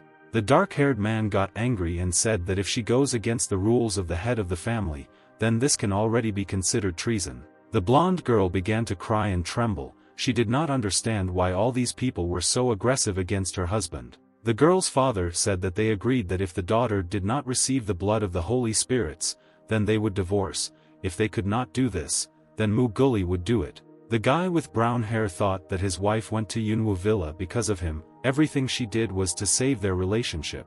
He looked at his wife's father and asked what if they could obtain the blood of the Holy Spirits. The bearded man replied that if they got the artifact, then it would no longer bother them, but his daughter did not succeed, so he wants them to divorce. Lin Fei put the box on the table and said that this would never happen because the guy received this artifact. The main character opened the lid of the box and there was the blood of Holy Spirits. He showed everyone so that they could be convinced of it. Everyone was shocked. They did not understand how this was possible and where he could get it from. Mu Feng stood up, pointed his finger at the young guy and asked how he was able to obtain the blood of the Holy Spirit. Guli asked his daughter what really happened and why she hid it from him. The beauty could not answer anything, because she was shocked, and the main character decided to explain everything. The blue-eyed guy smiled and replied that Qing Cheng actually received the artifact. She only wanted to surprise her father, so she told him to bring it. The dark-haired man thought that the young guy got the blood of the Holy Spirits too easily, so something is wrong here. Mu Guli's younger brother pointed his finger at Qing and said that he knows that the winner of this auction is not her. It looks like a fake. He doesn't believe them. Lin Fei smiled and asked that he was so sure that it was fake that he was willing to bet with them. The man began to worry a little and did not understand what the main character meant. The guy with brown hair replied that he wanted to argue with him even though it was a big secret of their family. Feng asked how dare the main character play with him, after which he began to concentrate energy in his hand. After which he rushed to attack the young guy. The blonde girl screamed for Feng to stop. The main character smiled and said that this man is incredibly weak. The man was surprised at the guy's words. The blue-eyed boy easily stopped the dark-haired man's blow with his hand. Lin Fei said that the man was too weak to compete with his strength. Mu Feng was shocked that the young guy stopped his strike. The guy with brown hair added that he would show him the gap between them. The man asked what Lin Fei was talking about. The young guy threw the dark-haired man away from him with his strength, after which Feng screamed. Mu Guli's younger brother fell to the floor and wondered how the main character could be so strong. Mu Qing's father approached the young guy and said that it was better to end this. Lin Fei replied that let the master judge them. Mu Guli wondered how the protagonist could become a cultivator. He thought it was an illusion. He walked up to Mu Feng and asked whether the item was fake or genuine. The dark-haired man said that according to the information he received, Qing Cheng did not receive the blood of the Holy Spirit. It must be fake. He guarantees it with the name of his employer. Feng smiled and thought that he controlled Qing's every move. This time she would definitely be excluded from the candidates for the position of landlord. After some time, the first-class appraiser Song Lao Mu came to them. He was told to check the artifact. The old man replied that he would not disappoint them. When the old man approached the box and began to look closely at the blood of the Holy Spirit, he was shocked. Song Lao Mu turned around and looked at Mu Guli and said that this is indeed a genuine thing. The beauty was delighted with the old man's answer, but the dark-haired man was shocked. He did not understand how the main character got her. Mu Guli thought that this guy really pleasantly surprised him, because at first, he also doubted the authenticity. The dark-haired man began to worry and said that this was impossible. He wondered how the information could be false. The blue-eyed guy said that Mu Feng lost. He was lucky that he did not enter into a dispute with Lin, so he better be happy. The man got angry and replied that Lin Fei was on their territory, so he had better not become arrogant. The wife grabbed the blue-eyed guy by the hand and said that he needed to forget about it. The main character was surprised by this. The guy with brown hair looked at the man and said that if his wife forgave Mu Feng, then he was free this time. Mu Feng turned around and told Lin that he would definitely take revenge for today's humiliation against him. The father approached his daughter and said that she had done a good job on this, he should not have doubted her. The girl replied that Lin had really helped her a lot. The bearded man turned to the guy and said that he did a great job this time, so Gully wanted the main character to stay for dinner. The blue-eyed guy thanked his father-in-law. Gully thought that if it was not clear where he came from, then there was no point in being too cruel. The man wondered why he had become so strong. Further actions take place in the evening on the street. Some unfamiliar guy was going to meet two men who were waiting for him under a tree. Mu Feng said that the guy told him that the information was reliable, while the girl could have had the blood of the Holy Spirit. Standing in front of him was Ling Quan, the teacher of the elite black dragons, and he replied that the information the guy provided was reliable, and the fact that she had the artifact had nothing to do with him. The dark-haired man said that he paid him $200,000, which he teaches the black dragons. The red-eyed guy looked at the man menacingly and asked if he doubted black dragons. The man began to be afraid of the guy who stood opposite him, because these people are one of the best in their business. After which the guard decided to protect Mu Feng. The guy looked at this and asked if they really wanted to go against the black dragons. Feng ordered his guard not to interfere and said that he wanted to ask the black dragon to help him kill one person. Ling Quan smiled and replied that he didn't even know what the man could offer him. The dark-haired man offered $500,000. The red-eyed guy replied that he should first find out who to get rid of, and only then make a decision. The man held out the piece of paper and said that this was his photograph. He was the son-in-law of the Mu family. He didn't want to get his hands dirty, because this was all a waste of time, because he was very serious. The red-eyed guy took the photo in his hands and walked away, after which he said that when he finished, he would return to him. Mu Feng's personal most trusted guard asked if this person could be trusted. The dark-haired man replied that the black dragon could still be trusted, so don't worry. Mu Feng added that the blood of the Holy Spirit is in the girl's hands. He will make every effort to ensure that her trust in Mu Gully disappears, because the position of the head of the Mu family should be his. As for Mu Qing's husband, he would make him die without burial. Further actions take place in the training hall of the Black Dragons. One of the men who sat at the table said that he not only did not die, but also became incredibly strong. Pan asked how Lin Fei became incredibly strong. He was interested in this young man. The guy in the suit asked that their cooperation was still valid. The man with the scar replied that they were still cooperating. He was able to kill him once, so he could kill him again. Lin Quan came to them and told Brother Pan that he had an interesting order for $500,000. The man wanted to listen to the guy. The red-eyed guy took out a photo and said that this was the same person. When the man with the scar looked at the photo, he thought it was a rare coincidence. He thought that if Yuninxin said that he had become strong, then it was better to let Ling Quan find out about it. Pan approached Lin and said that he first needed to check him, then he was obliged to tell him this.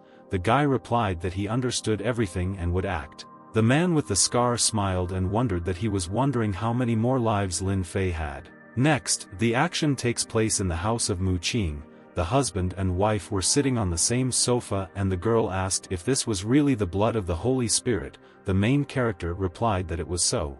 The blonde girl said that at the auction he was the person with the surname Lin, but why didn't her husband tell her this? The main character patted his wife's head and replied that if the Mu family directly received the blood of the Holy Spirit, there would be a fuss because of it, and he didn't want to cause trouble for her. The beauty was embarrassed and said that Lin Fei is very caring, but where did he get all the money for this? The young guy replied that she shouldn't worry about it. Suddenly, a guy with brown hair felt danger and got up from the sofa. His wife did not understand what was happening. Lin Fei said that it was just a misunderstanding. Now that he is here, he doesn't need to hide, let him come out. Quan came out and said that he had to try hard to find the main character. Mu Qing pointed her finger at the red-eyed guy and asked who he is. He knows whose house this is. The black dragon guy smiled and said that this is the house of the Mu family. For him this house is like a doghouse, but the main character's wife is very beautiful, and he likes to communicate with beautiful girls. The green-eyed girl asked who he was going to communicate with. The husband replied that the girl should go upstairs and leave it to him. The beauty said that then Lin Fei should be careful. The main character replied that let the girl believe her husband. After these words, the girl went up to the second floor so as not to disturb the young guy. The blue-eyed guy started smoking and said that Ling Quan was not worthy to take his life. The guy with blue hair rushed into battle and told the main character to remember the man who killed him. The red-eyed guy jumped and used the ability, Black Dragon Claws, while Lin Fei stood in place and waited for the attack. The main character smoked a cigarette, threw it on the floor and said that he also had skills. Lin Fei made a dash towards his opponent. He was fast as lightning. The red-eyed guy said that he must die here and now. But the villain could not keep up with the speed of the blue-eyed guy and was hit in the face by him. Quan did not expect that he would not even be able to hit the main character and that he would be thrown back so much by his blow. The young guy took the mercenary's leg and told him not to worry, the fun was just beginning. After these words, the main character hit the blue-haired guy on the floor with all his might. The mercenary did not understand how the blue-eyed guy became so strong that he could defeat him so easily. The guy with brown hair smiled and asked if it was fun. Quan replied that he was crazy. The main character said that he would now teach him a lesson. Lin Fei grabbed the red-eyed guy by the hand and broke it. The blue-eyed guy smiled and added that so the mercenary wouldn't worry, he still had his wrist. Quan told the young guy not to do this, but the main character didn't care about the villain's words. He broke his wrist. Lin Fei said that he was really not fun to play with, so he stopped doing it. The blue-haired guy shouted for the main character to spare him because he is a black dragon. Lin Fei was surprised and interested. The guy with brown hair thought that Lao Pan, the master of the black dragons, he could use him to find clues. After thinking, the blue-eyed guy said that the mercenary needs to leave. He has 5 seconds or he will kill him. Lin Quan asked that he would really let him go. The main character began to count the seconds and the guy with the black dragons began to escape through the window in the house. The blue-eyed guy looked and thought that he couldn't easily lose such an opportunity. The young guy decided to follow the mercenary and find out where their organization was hiding. It didn't take long before Ling Quan ran through the forest to tell his leader what had happened. The red-eyed guy had a hard time standing, but he reached the cave and decided to go inside. The main character watched all this and thought that this was a very hidden place, but it was quite easy to find them. Quan shouted for Brother Pan to listen to him. Wang Long turned around and asked what happened to him. The blue-haired guy approached Long and said that it doesn't matter now, let him bring Pan here quickly. The man approached him and replied that Pan went to the head teacher. The mercenary got angry because now was not the right time to go somewhere. He needed to tell him everything. Suddenly, the main character appeared in front of them and said that it seemed that they would not be able to catch them all. All the black dragon people paid attention to him. The red-eyed guy said that Lin Fei would definitely not survive now. How could he even be smart enough to follow him? Wang Long asked who this person was. Quan replied that it was the one who broke his arm. Now that he was here he would die. The blue-eyed guy smiled and replied that they wouldn't even think that they could defeat him. The dark-haired man shouted that he wanted to see. He is also strong, as he says, after which he took out a sword. The guy with blue hair tried to talk him out of a one-on-one fight. The main character said that he was at the peak of the 6th level of Xianjing. The young guy asked a question. The man would dare to attack him. Lin Fei summoned the imperial sword to defeat Wang Long. He was confident that this would be enough. They rushed into battle and hit each other. The blue-eyed guy was much faster and stronger than the dark-haired man, so he didn't even feel his blow. Wang Long saw that his sword was destroyed with one blow from the young guy. He did not understand how this was possible. The guy with brown hair asked what he thought about his skills now. The young guy quickly moved towards the man and used the sky cut. Wang Long didn't even have time to do anything. All the mercenaries were surprised by the strength of the blue-eyed guy. He killed the A-class black dragon who trained the elite people with one blow. The red-eyed guy was shocked that Wang Long was defeated. He wondered how he could be so strong. The main character approached the rest of the mercenaries and said that they were next. After these words they began to run away. A little time passed. The blue-eyed guy killed almost all the black dragons that were in the cave, after which he said that there were a lot of them, so he had to work hard. Lin Fei decided to finish off the last survivor and said that it was useless to keep Quan in this state now, but the blue-haired guy shouted that he could be useful. The young guy smiled and asked that he had something useful. Quan replied that he had the key to the treasury. The blue-eyed guy wondered why he didn't think about it. The main character got very carried away and almost missed a good opportunity. He picked up the black dragon boy and told Quan to show him the way to their treasury. 5 minutes passed. They came to a large door. The blue-haired guy said that the key was in the upper right corner. the main character replied that if he lied to him, his life would turn into hell. The main character came up and took the key, after which he began to open the lock with it. He was wondering what was behind the door. When Lin Fei opened the doors, there was a whole mountain of treasures in front of him. He was surprised. The brown-haired guy smiled and said that he didn't expect the black dragons to have treasures with such a mountain of valuable things. Further actions take place in the headquarters of the black dragons. Lightning struck near it and the lights were on in the houses that were on the mountain. Pan hit the table with his hand and broke it, after which he asked if someone dared to attack their house. The stranger said that according to information, all the participants were killed at one point and a large amount of treasure was stolen. The man with the scar on his face thought he would kill whoever did it. He told his men to prepare the car. He was coming back. He said that he would now go to the main hall to meet with the leader, and they should find the thief and bring him to him. Next, the action takes place in Mu Qing's house. The main character sat on the bed and meditated to improve his abilities. There are many good things in the Black Dragon treasury, but only half of them were used to increase the 8th innate level. At the 8th level, the blue-eyed guy began to better control the true form of Qi and learned the perfect enhancement skill. This is the best level up. The wife started knocking on doors and asked how Lin Fei was feeling. A guy with brown hair got out of bed, opened the doors and asked if something had happened. The girl said that after he returned, the guy asked not to touch him, but she was still worried. The main character patted Mu Qing on the head and told her not to worry. He was fine. The next day, the blue-eyed guy went to the cafe. He wanted Luoying to tell him about Miao Xinjiang's plan. The dark-haired guy said that there was a person called the Poison Teacher. He had almost improved the level recently, but he needed the blood of the Holy Spirit to finish, so he took part in the auction. Lin Fei asked, so he contacted him. The friend replied that if it were not for Brother Fei, he would not have been able to get to this auction. The blue-eyed guy questioned that he was still trying to steal the Holy Spirit's blood from him. Luoying replied that not what he meant, other than the Miao heritage, they would definitely steal this artifact. The protagonist replied that they would not be able to find it. This thing was now in the Mu family, it would not be easy to get it, so he had no need to worry. The guy with brown hair asked what Luoying needed to become the successor of his family. The friend replied that there would be fights in a month. If he won, he would become the successor. The main character smiled and asked if that was all. The dark-haired guy replied that only victory would help him get a good attitude towards himself. Lin Fei said that this matter was quite simple. The dark-haired guy replied that it was indeed true, but he would not be able to do it. The blue-eyed guy told his buddy to take this. If the poison gets him into trouble, immediately pour your true energy into him.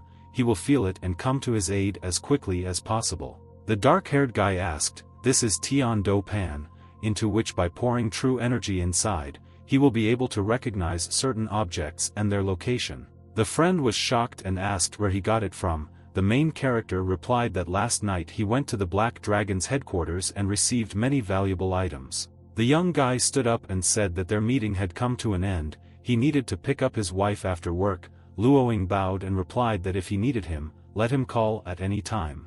The guy with brown hair said that he would contact him if he needed to know anything. After this conversation, the main character went to meet his wife. He was wondering what she was doing now. Further actions take place at the headquarters of the Poison Academy, where an unknown girl sat on the throne. This girl was Shang Guanyun. She ran the Poison Academy. The beauty said that the Miao Holy Relic and the blood of the Holy Spirit were not brought by her subordinates. What should she do with them? The elite member of the second hall of the Poison Academy, Li De, replied that there was an accident last time. Li Xiao added that they would definitely take them away. The beauty smiled and asked what accident they had and what they did wrong this time. The dark-haired man replied that for some reason the information was false. The master located in the Yunwu mountain villa defeated him with just one move. If it weren't for Jiang Lao, who managed to take action, then he and the younger brother would not have been able to return alive. Li Xiao said that the older brother is not lying. The girl said that she heard that Yangwu mountain villa was badly damaged, and then asked old Jiang. They told the truth. The old man replied that they were both telling the truth. That day there was an explosion on Yangwu mountain, which helped prevent the persecution. If not for him, Jiang would have managed to escape. Guan Yun was delighted and said that there are still such strong people. She was interested. The girl asked if this person was a man or a woman. Elder Jiang Lao replied that he was an incredibly strong man. The beauty replied that now she was even more interested in it, so she wanted to know more about him. She waved her hand and told Li De and Li Xiao to provide her with all the information about this man within 3 days. The girl with violet eyes thought that if he could really interest her so much, then maybe the beauty would be interested in him as a man. After that, Li Xiao and Li De ran through the forest. The younger brother asked if they could slow down. The dark-haired man said that if they don't report the information on time, they will be finished.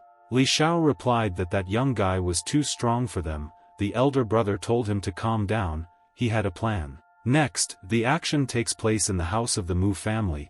Guoqiang was sitting on the sofa. He asked his son that at yesterday's meeting, he heard that Mu Qing embarrassed him. The guy said that Lin Fei interfered with him.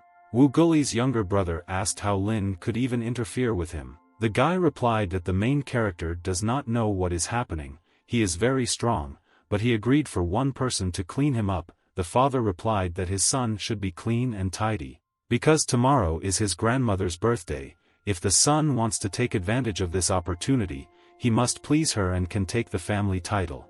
At this time, the main character was sitting on the bed in Mu Qing's house. He was trying to become even stronger and raise his level. The blue-eyed guy looked at his energy and thought that the remaining half of the black dragon's treasures prevented him from breaking through again, but there was a slight improvement. Suddenly, the main character's phone lit up and he received a new message. When the guy with brown hair picked up the phone, he saw a message from Luo Ying, who wrote that within a few days, the Poisonous Academy had sent people after him.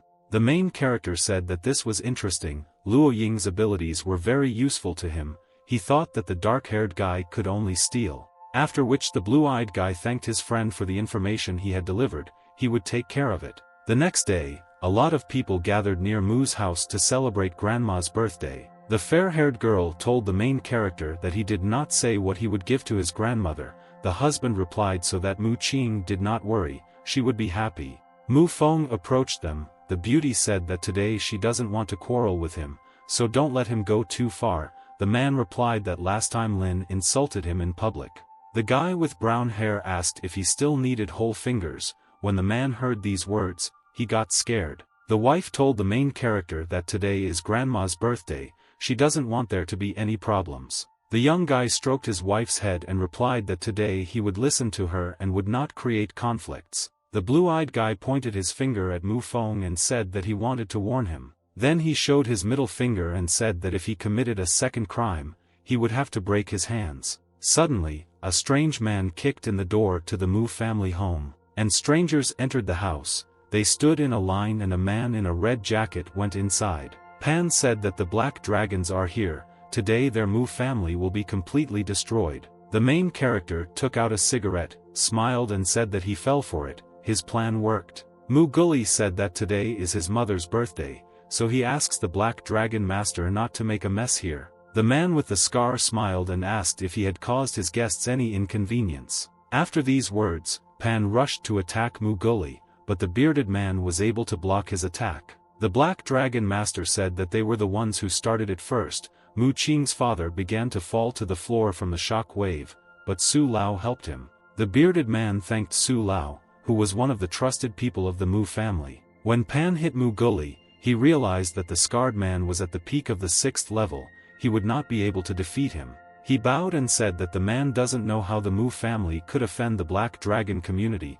Guli hopes they will accept their apology. The man with the scars on his face replied that even if he received compensation for everything they had done, they would not be able to continue living normally. The bearded man thought that the black dragons were angry with them because of the blood of the Holy Spirit. Suddenly Xia came up to them. She is Mu Guli's mother and said that it's a sin to just break into someone else's house. Early in life, she was lucky enough to have the opportunity to communicate with his teacher. The old woman hoped that they would show at least an ounce of respect. Pan smiled and replied that the old woman could not make up for his loss and restore his reputation, so they did not need to talk about respect. Xia asked who dared to offend the black dragons so much that they decided to break into their home. The purple-haired man pointed his finger at Lin Fei and replied that it would be better to ask her granddaughter's husband. The main character looked at the man and said that it was so long ago that he even forgot about it. Mu Guli asked what he had already done to provoke the elders of the Black Dragon Society. the blue-eyed guy spread his hands and replied that it was just a little misunderstanding. The father-in-law got angry and shouted that he was only stalling for time.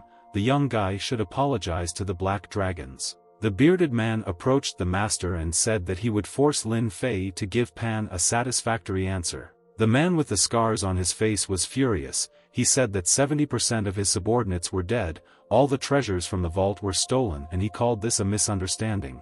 All the people in the hall were shocked. They thought that if Lin Fei could destroy so many participants, he must be incredibly strong. Xia thought that if it was true that he had destroyed 70% of the black dragons, then his strength must have reached an innate level. The old woman looked at the protagonist. If at this age he became a cultivator, the guy could really help the Mu family grow. The Black Dragon Master looked at the young guy and said that he would kill him first and then the Mu family. After these words, the man with scars rushed to attack the main character. Pan added that he would tear Lin Fei to shreds, after which he used the Dragon Palm technique. The blue-eyed guy said that it was very good and used the Tiger Fist technique.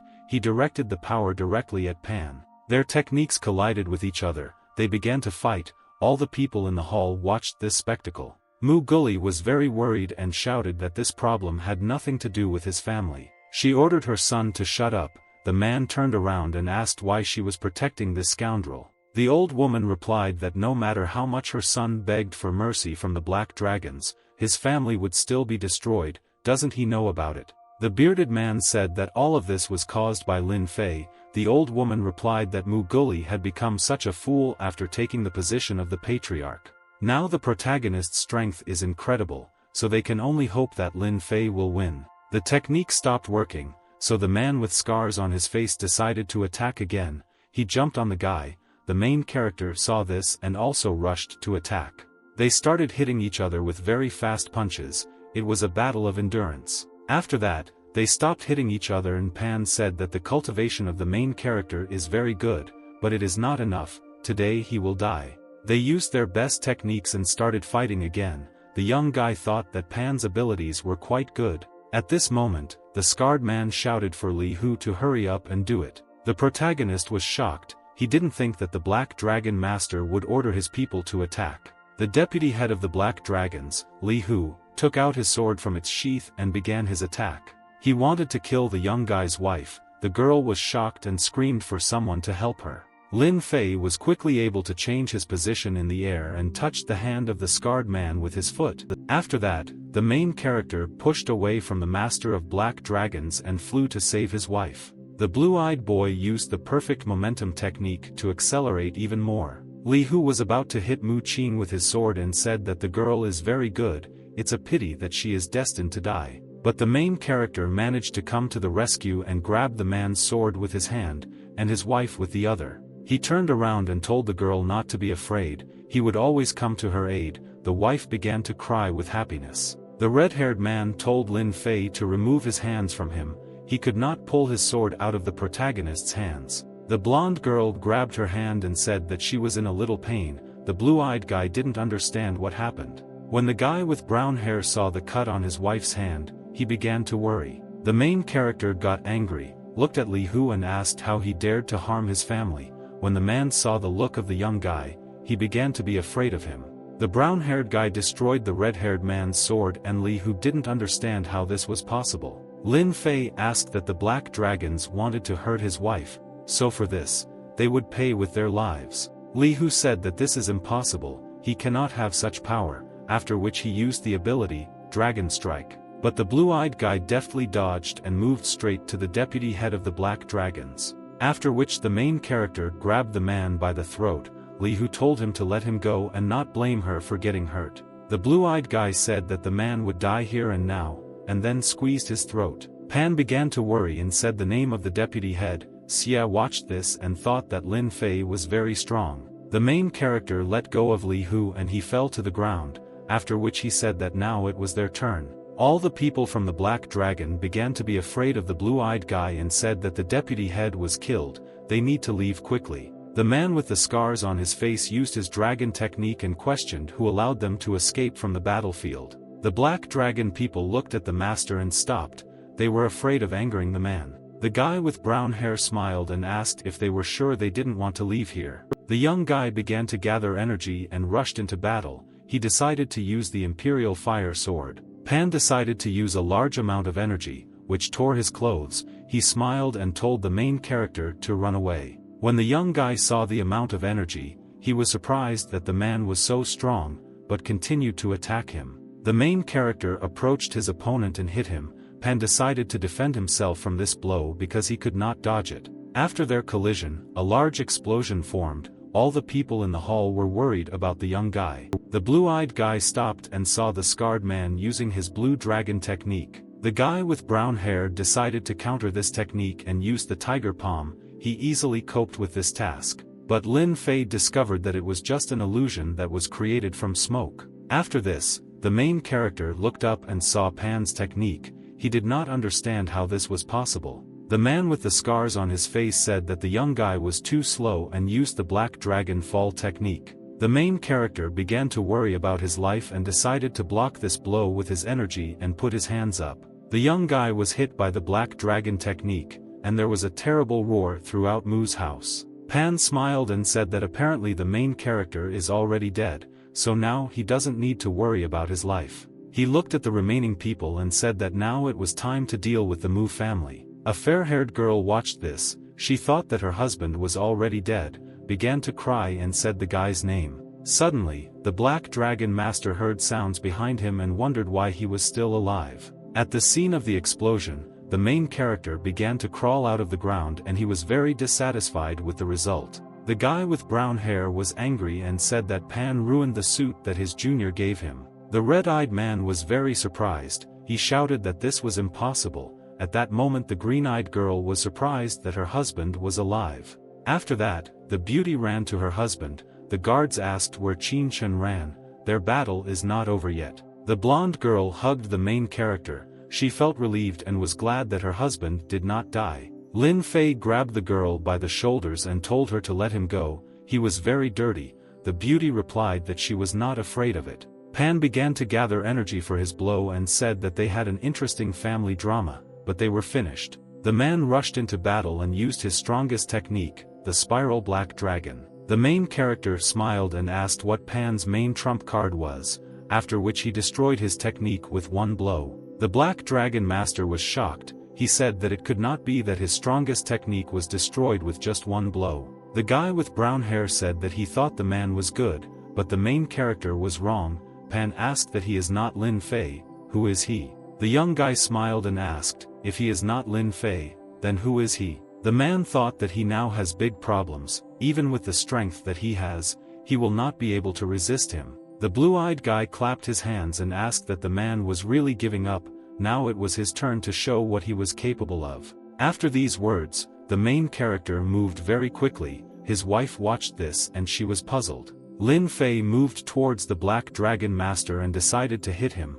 The man did not understand what to do. Before the blow, the man put a block to protect himself from the blow of the main character, but the blow was very strong and therefore he flew away a couple of meters. While the red-eyed man was flying, the young guy used the Thunder Flash technique and moved behind him. The guy with brown hair stabbed Pan in the back. He couldn't block the blow in the air. The main character lunged again and hit the scarred man in the face. Pan crashed into the floor at high speed. He was unable to fight the young guy. A blue-eyed guy approached the man and asked a question. Now he should see the difference between their powers. The red-eyed man replied that now his life, in the hands of the main character, is up to him to decide whether to kill him or let him go. Lin Fei replied that he was not going to kill him. Pan did not understand why the guy decided to spare him. The blue-eyed guy smiled and said that he still wants to find out from the man who ordered him to be killed. The Black Dragon Master asked if he told him, then Lin would really let him go. The protagonist replied that he said this in public, so he would let him go. The man with the scars told the young guy to lean towards him and then he would speak. Lin agreed. When the red-eyed man whispered the name of the customer, the main character was surprised that he did it. The guy with brown hair asked if he was serious. Pan asked if he really thought a man would lie to him in the face of death. The main character thanked him for the information and put his knee on the red-eyed man's stomach. The master did not understand what the guy wanted to do. After which the young guy grabbed Pan by the throat and said that, unfortunately, his life had to end here. The Black Dragon Master replied that if he killed him, the main character would not live long, so it was better for him not to do it. Lin Fei replied that Pan would not see this, after which he broke the man's neck. The blue-eyed guy stood up, turned to the black dragons and asked if they could take their master. All the men were shocked. They approached Pan and began to take him away. The main character smiled and said that if the men hesitated for another second, he would kill them here. When the Black Dragon mercenaries heard this, they quickly fled through the main exit of Mu's house. The wife ran up, took the young guy by the hand and asked if he was okay. The main character replied so that the girl didn't worry, he was fine. When the main character decided to smoke, the beauty quickly took a cigarette, which surprised the guy. The green-eyed girl said that smoking is prohibited, consuming nicotine will harm her husband's health. The guy with brown hair smiled and said that Mu Qing is right, he will listen to her, so he won't smoke. Mu Guli approached them, pointed his finger at the main character and asked what good this guy did. Mu Qing replied that the father should not blame the young guy, he saved everyone and everything ended well. The bearded man asked, "Is everything okay? The black dragons are going to destroy the Mu family, the owner of the hall is dead, they won't just let them go." Sai came up and told her son to shut up, after which she asked if he was not ashamed to say such things. Mu Guli began to get nervous, turned around and asked if he was wrong. A big disaster had befallen them. The old woman came closer to the main character and asked that his name was Lin Fei. The young guy smiled and confirmed Xie's words. The gray-haired woman took his hand and said that her granddaughter's hand was injured, so, first, he should help his wife. The blue-eyed guy agreed. As the main character and the blonde girl began to leave, Xie turned to her son and said that he would go into the house with her. Next, the action takes place in Mu Qing's house. A guy with brown hair was treating his wife's wound. The blonde girl asked if she could ask her husband one question. The main character agreed. The green-eyed girl asked why the guy killed Pan. The young guy asked a question, she really wants to know about it. The guy with brown hair said that the Black Dragon Master was the one who killed him in his previous life. Mu Qing was very surprised by this. The main character added that this man is just a weapon carrying out the order of someone else. The girl put her hand on her husband's shoulder and asked if Pan had deceived him. Then what then? The main character smiled and replied that he didn't think so. The wife got up from the sofa and said that she would go to her grandmother to tell her the truth. They must find the culprit. The beauty began to leave. The guy with brown hair thought that Pan might be hiding something from him, because when the guy was killed that day, he received a message from a stranger. He sat near the window and thought that the stranger was looking down at him. After which he noticed a strange movement in the window. He turned around and thought that there was someone on the street. The main character quickly went outside with the help of his ability and told them to come out. They don't need to hide. Yunhong came out of the bushes along with his guards. He was from the Yunwu villa. He was the owner of Yunfili. The blue-eyed guy asked what the man from the Yunshan family needed. Yunhong replied that it had been a long time since they had seen each other. This time he came on Yun's orders. The man bowed and added that he was not comfortable speaking here, so the protagonist had better follow him to the car and go to Yunwu villa to talk. Lin Fei replied that he must tell his wife about this, otherwise she will worry if he is not here. Yunhong said that he will wait for the guy here. A guy with brown hair walked into the house and picked up his phone to text. The young guy wrote to Luing that Lin should go away for a while on business, and he should look after the house while the main character was at Yunwu villa. Half an hour later, the blue-eyed guy almost arrived at Yunwu villa, in the Yunshan family's car. When he arrived, he was greeted by Yun, who said that she did not expect them to arrive so quickly. The protagonist replied that she did not need to bother Yunhong. Yun said that she didn't want to talk before so that he wouldn't rush to her. The blue-eyed guy replied that she was very polite, and then asked what happened this time. The girl smiled and said that this would make him laugh. The young guy waved his hands and replied that he would definitely help the girl. She smiled and said that she would like to ask Lin to pretend to be her boyfriend and accompany her to the family event tomorrow. The blue-eyed guy was shocked. He thought that he had a wife. The main character did not know what to answer. The beauty said that this might confuse Lin, because she is not very good at playing a girl, which makes her a little sad. The main character responded that Yun had misunderstood and asked if there was any connection between this family event and him pretending to be her boyfriend. The purple-eyed girl replied that during the festival, the three Yun families would gather together to show off their achievements, after which they would decide who would be the future owner of the Yun family. The guy with brown hair replied that it turns out that the girl needs help to surprise them. Yun smiled and said that Lin is so brilliant that he sees through everything. This was only the second gathering this year, but if she loses again, she will be at the mercy of the family and become its support. She will never have freedom, and this makes her very sad. She smiled and said that the young guy should not be upset with her, but the family event would also be celebrated by many big families such as Chu, Lei, Li. Lin Fei asked, the Lei family she just named is the biggest underworld family in Jiangbei. The girl confirmed it. The main character smiled and replied that he would help her with this event. The beauty was very happy about this and asked what she had heard wrong. The blue-eyed guy replied that she heard everything correctly, after which the girl hugged Lin and thanked him. The beauty smiled and said that if the main character wants to help her, then she will definitely repay him for his kindness. Yun asked the guy with brown hair what Lin wanted. She even agreed to become his concubine. The young guy replied that he wanted to ask her, after the family event is over, Yunwu Villa can cooperate with the Mu family. Previously, because of him, the Mu family and the Black Dragon Society quarreled. He is afraid that the Black Dragons will do something to harm the Mu family, and the guy will not be able to protect them all.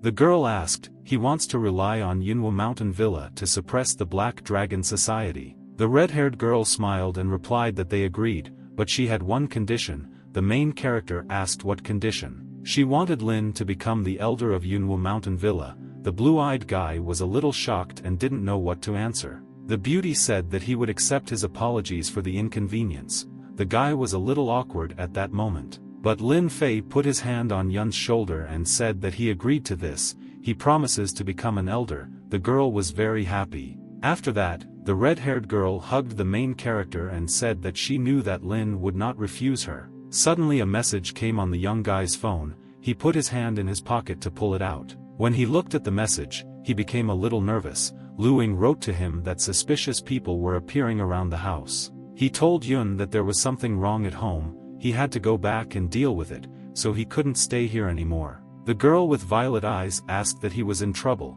She could send the landlord with him. The blue-eyed guy replied that it was a small thing. She shouldn't bother the landlord over such trifles. The brown-hair guy said that he would leave now. He would return to Yunwu Villa tomorrow. The beauty told him to be careful. When the main character left, the girl told the landlord to follow Lin and be nearby, but he should not allow himself to be discovered, because the position of head of the Yun family should belong only to her. Further actions take place near Mu Qing's house. Luo Ying monitored the situation around him in order to provide information to the main character. Suddenly someone touched the guy's shoulder and said his name. It scared him. Luo Ying quickly took out a knife and tried to hit the unfamiliar guy, but he deftly dodged this blow. The stranger was Lin Fei, who made a dash behind the dark-haired guy and did not understand why he attacked him. After that, he grabbed Luo Ying's hand and pushed him to the ground and asked what the guy was doing. When the friend turned around and saw the main character, he said that he thought it was someone else who had attacked him.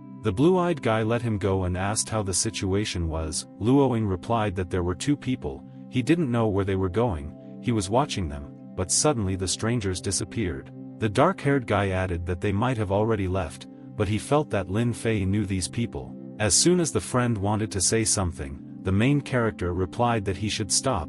He needed to look around. After which the guy with brown hair smiled and said that these two did not go anywhere. They are still nearby. Luo Ying was surprised. The main character used his fast-moving technique and disappeared. The dark-haired guy wondered where he went. Lin Fei came to the bushes and told the strangers to come out. He had already discovered them, so there was no use hiding. When the guys came out of the bush, the main character was surprised and said that it means they were the ones watching his house. Suddenly Luo Ying came to them and asked who these people were. The blue-eyed guy smiled and replied that they were suicides. In front of them is Lin Quan's table and some man. Lin said that they have not seen each other for a long time. The guy with brown hair asked why he came to him again. He wants Lin to break his shoulder again. Quan replied that he had misunderstood them. This time they came to convey the leader's words and invite him to their Black Dragon Society 10 days after the banquet so that the conflict between them would disappear.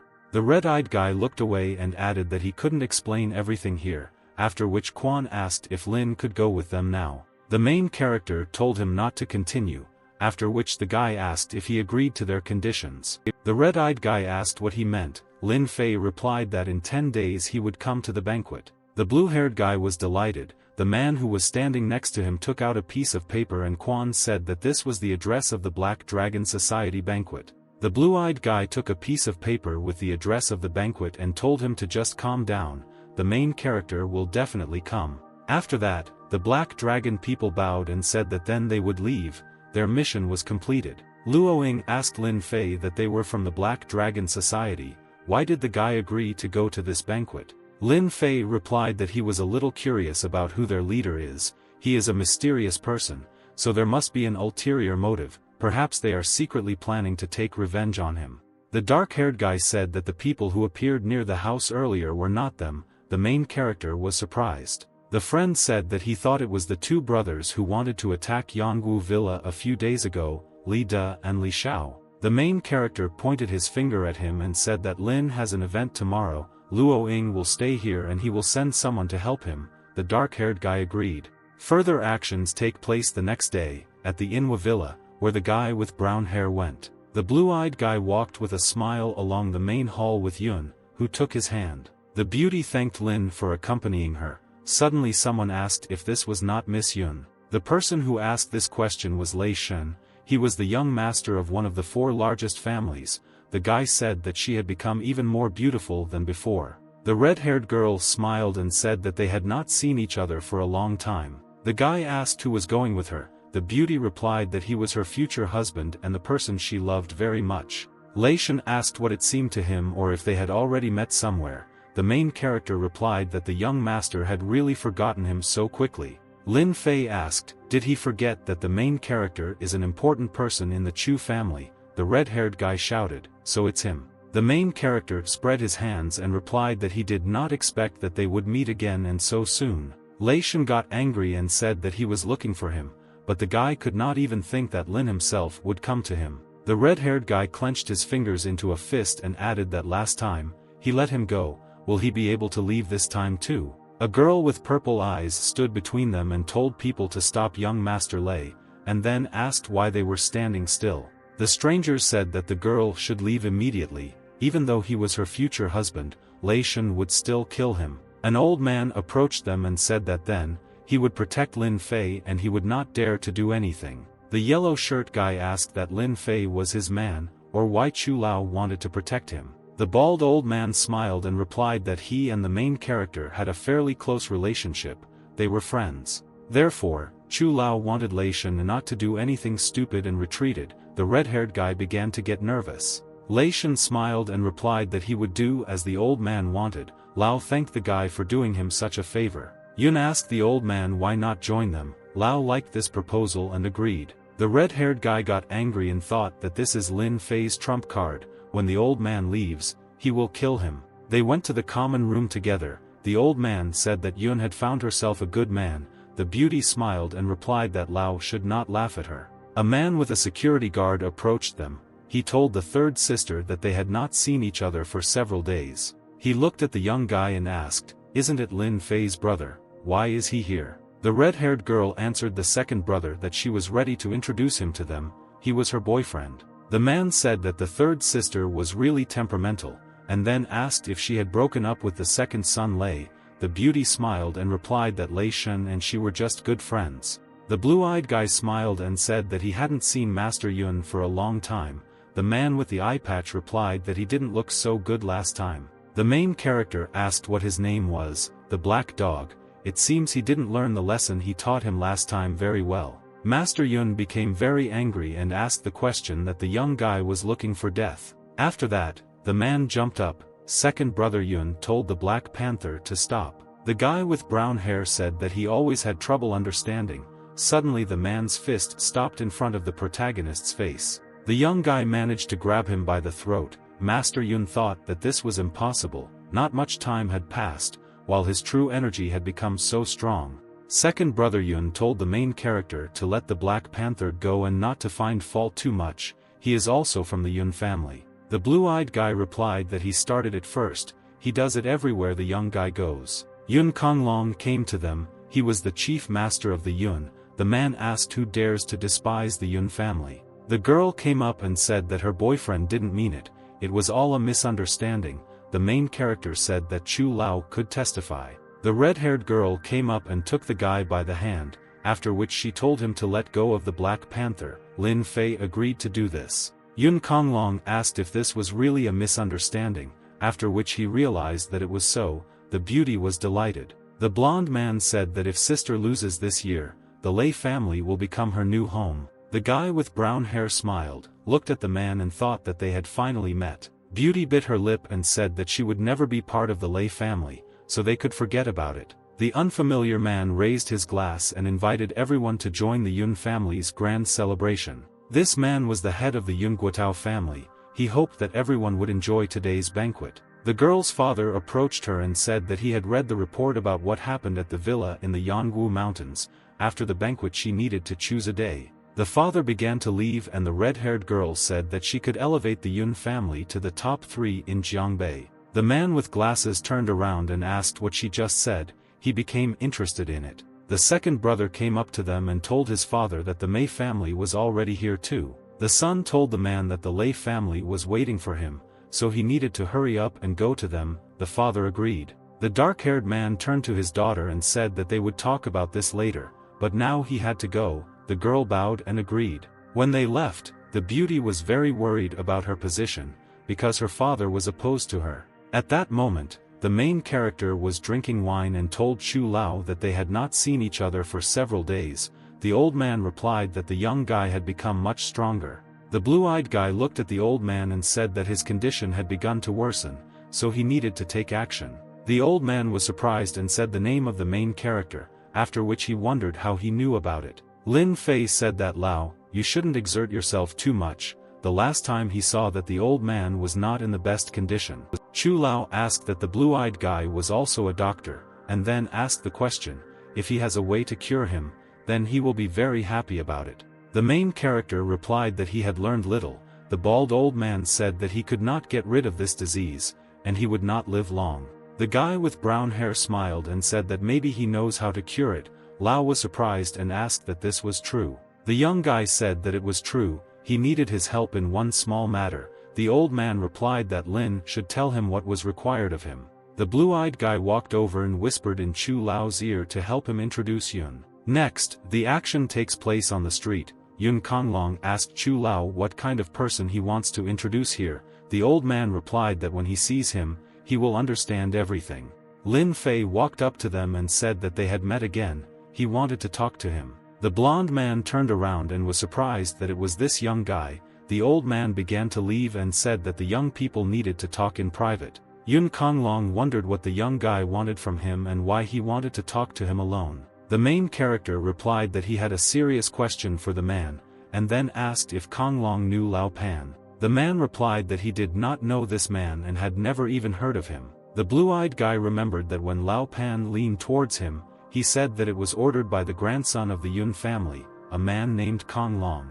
The brown-haired guy said that he seemed to have misunderstood young Master Yun. The blonde man asked Chu Lao to introduce him for this matter. Mei would still lose. After these words, Yun Konglong began to leave. The main character said that Lao Pan is the master of the Black Dragon Church. The man stopped, looked at Lin Fei and asked what the young guy meant. The main character replied that recently Lao Pan wanted to deal with his family. Before his death he said that Yun Konglong was behind all this. Suddenly, the blonde man rushed into battle against the young guy and hit him with his hand, but Lin Fei was able to block this attack. Yun Konglong said that he didn't expect the main character to be capable. His sister chose him for a reason. The guy with brown hair smiled and replied that he could tell him the same thing. The fair-haired man said that he did not think that the young guy was a stupid person.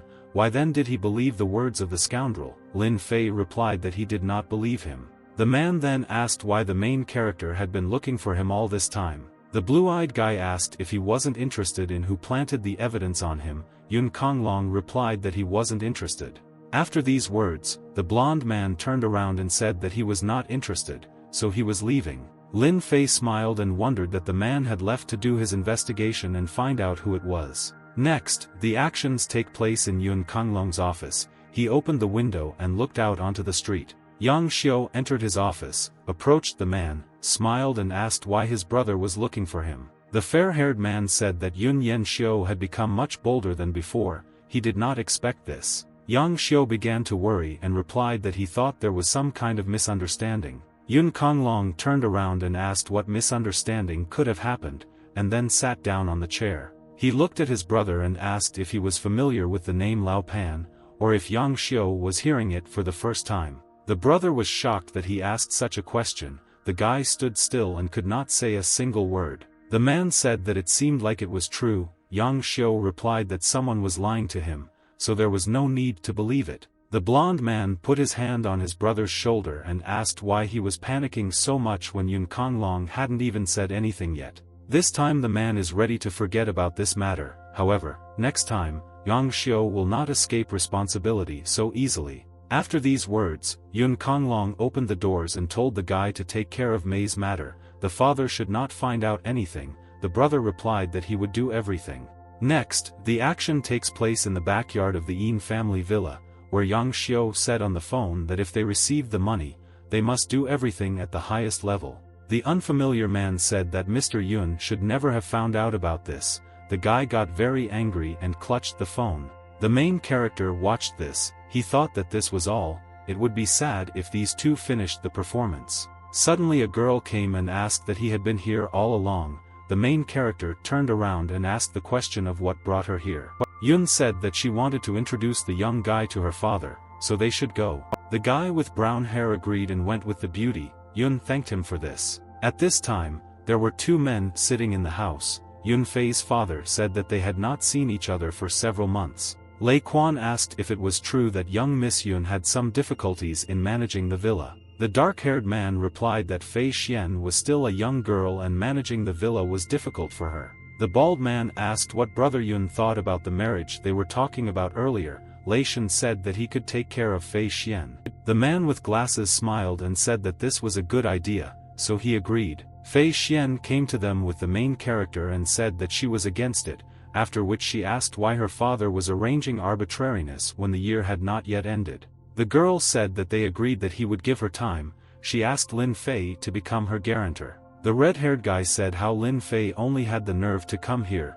The bald man asked if his son had any problems with this man. The guy got angry and replied that it was he who insulted him at the hotel. Lei Quan said that he did not think that he would meet his enemies in Brother Yun's territory.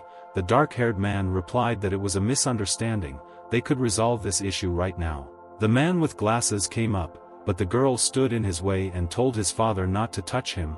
He is her man. He asked who this man is for Fei Xian. The beauty replied that he is an elder in her villa, so the young guy is a very valuable person for her. The green-eyed man was shocked and said he didn't see this information in her report. Fei Xian said that she would explain everything and whispered an unintelligible speech to her father. Lei Shen said that he did not come to life to see him so soon. The main character will die immediately after the party ends. The guy with brown hair smiled and asked that he could at least believe the promises of trash like Lei Shen. After these words, the red-haired guy wanted to hit the main character in the face. Lin Fei stood still and did nothing, but Fei Xian's father grabbed his hand and told Lei to calm down and stop. The red-haired guy was shocked and asked what Uncle Yun was doing. Why did he stop him? The man with glasses said that he needed to settle family matters, so he asked to be left alone. The bald man told Lei Shen that they didn't need to stop his uncle from doing things, so they should leave. After that, they left and left their family alone, but Lei Shen was unhappy with this outcome. Fei Xian's father said that he now wants to talk about the main character and his daughter. The red-haired girl said that with the strength of the blue-eyed guy, in less than 3 months, their family could become one of the first in the north. The father smiled and replied that this young guy could not compare with her second brother. The beauty shouted that the main character could. The dark-haired man said that she was so confident in him, so he would give him a chance to prove himself today, at the family banquet ring in the evening.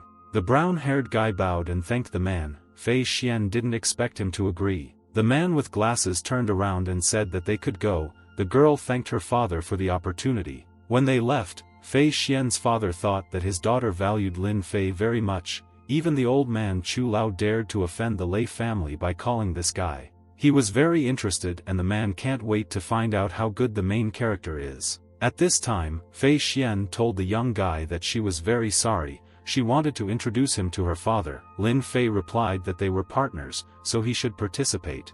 The blue-eyed guy asked a question, the girl would allow him to leave her for a while, the beauty smiled and agreed. When the main character started to leave, the red-haired girl was upset because she didn't think that the guy only saw her as a partner. Next, the actions took place in the banquet hall, where Yun Konglong toasted Uncle Lei that they were drinking to the bright future of their cooperation. Suddenly Yang Xiu ran up to them, the blonde man asked what was happening to his brother, he replied that they needed to talk. Yun Konglong bowed and said that he would go away for a minute, Uncle Lei replied that he could go. After they left, the man asked what made Yang Xiu so worried. The guy said that Lin Fei would participate in the family banquet ring. The blonde man was surprised, after which the man thought that his father allowed Lin Fei to participate in this event, which meant that he supported his sister. At this time, Chu Lao stood outside and admired the local views of the mountains and vegetation around the mansion. The bald old man turned around and asked Lin Fei if he had solved all his questions, or if there was still something left. The main character approached the old man and said that with the help of Mr. Chu Lao, he solved everything, so he is grateful to him. He approached the old man and said that his treatment could not be delayed, he would need to be examined, and then asked when he would be free. Chu Lao replied that it was too troublesome. Suddenly, the blue-eyed guy noticed something and said that there was someone there, after which he protected the old man and deflected the kunai with his hand. The main character told the man to come out, but he was still noticed. A man dressed in the uniform of black dragons, with a mask on his face, came out of the bushes and began to wait for what the young guy would do. The bald old man asked what he was doing here, the stranger replied that he was only following orders. Chu Lao was surprised and thought that he really wanted to take his life so badly that he hired a black dragon man. The masked stranger raised his hands and said that the young guy had better not interfere because he would die. The blue-eyed guy pointed at himself with his thumb and said that this was an incredible coincidence, because he likes to meddle in other people's affairs. The masked man said that then he would make him pay for his arrogance and began to use his technique. The guy with brown hair rushed to attack the black dragon man. At that moment the old man told the young guy to be careful. The main character hit the mercenary and the stranger hit back. Their forces collided with each other. After this blow, the masked man was thrown a couple of meters away from the blue-eyed guy. The stranger thought that this guy was very young, but he had a very high cultivation level. He began to concentrate energy in his chest and asked the question, "What is it like as the main character?" The old man said that this man is not so simple, do not underestimate him. The young guy smiled and replied that he was too. When Chu Lao looked at the guy with brown hair, he disappeared. The old man was surprised at Lin Fei's speed. The blue-eyed guy walked towards the masked stranger. The man was waiting for an attack to counterattack. The man used the celestial elephant power technique and attacked the main character with it. Lin Fei saw this and used the thunder tiger technique and aimed it at the black dragon man. When the thunder tiger and heavenly elephant techniques collided, they began an equal fight with each other. At this moment, the masked man and the main character began punching each other at a very high speed, after which an explosion occurred and they were thrown in different directions by the blast wave. The black dragon man thought this was very strange. Even after everything that had happened, he could not determine the level of the young guy. The guy with brown hair was happy about this battle and said that he wants to do it again. But Fei Xian started running towards them and there were a lot of guards behind her. The girl was glad that Lin Fei was okay. A masked man noticed the guards and said that they would definitely meet again, and then disappeared. The beauty asked a question, "Is everything fine with the blue-eyed guy and Mr. Chu?" The main character answered that they are fine. Lin Fei turned to the old man and asked him if he knew this masked stranger. Chu Lao replied that he knew this man if not for that incident, after which the old man stopped and began to remain silent. He thought and added that this stranger was more than just an acquaintance. The main character was surprised that the old man knew him. Beauty asked who it was. They were fighting on the territory of the Yun family. She should inform her father about this and they will help Lao. The bald old man smiled, waved his hand and said that it was just his business, so she didn't have to worry about him. The guy with brown hair said that he would look after Chu Lao. The girl said that Lin Fei should also be careful, he might be in danger. The main character put his hand on the girl's shoulder and replied that she didn't have to worry, he would participate in today's family banquet ring. The beauty was a little embarrassed. The blue-eyed guy pointed with his hand and said that they need to go here. The old man agreed to go with him and replied that if Lin was protecting him, then he had nothing to fear. They walked together away from human eyes and ears. The young guy wanted to ask Chu Lao about what happened. Lin Fei said that they were left alone, so he should tell him everything he knows. The bald old man replied that it had nothing to do with him, he did not want to drag him into the conflict. The young guy said that the jade he gave him last time helped a lot. Now that Lao is in trouble, how can he sit and do nothing? The bald old man said that then he will tell everything. This unfamiliar man's name was Go, he is from the Zong family and is a member of the Shadow Hall. The main character was surprised by these words.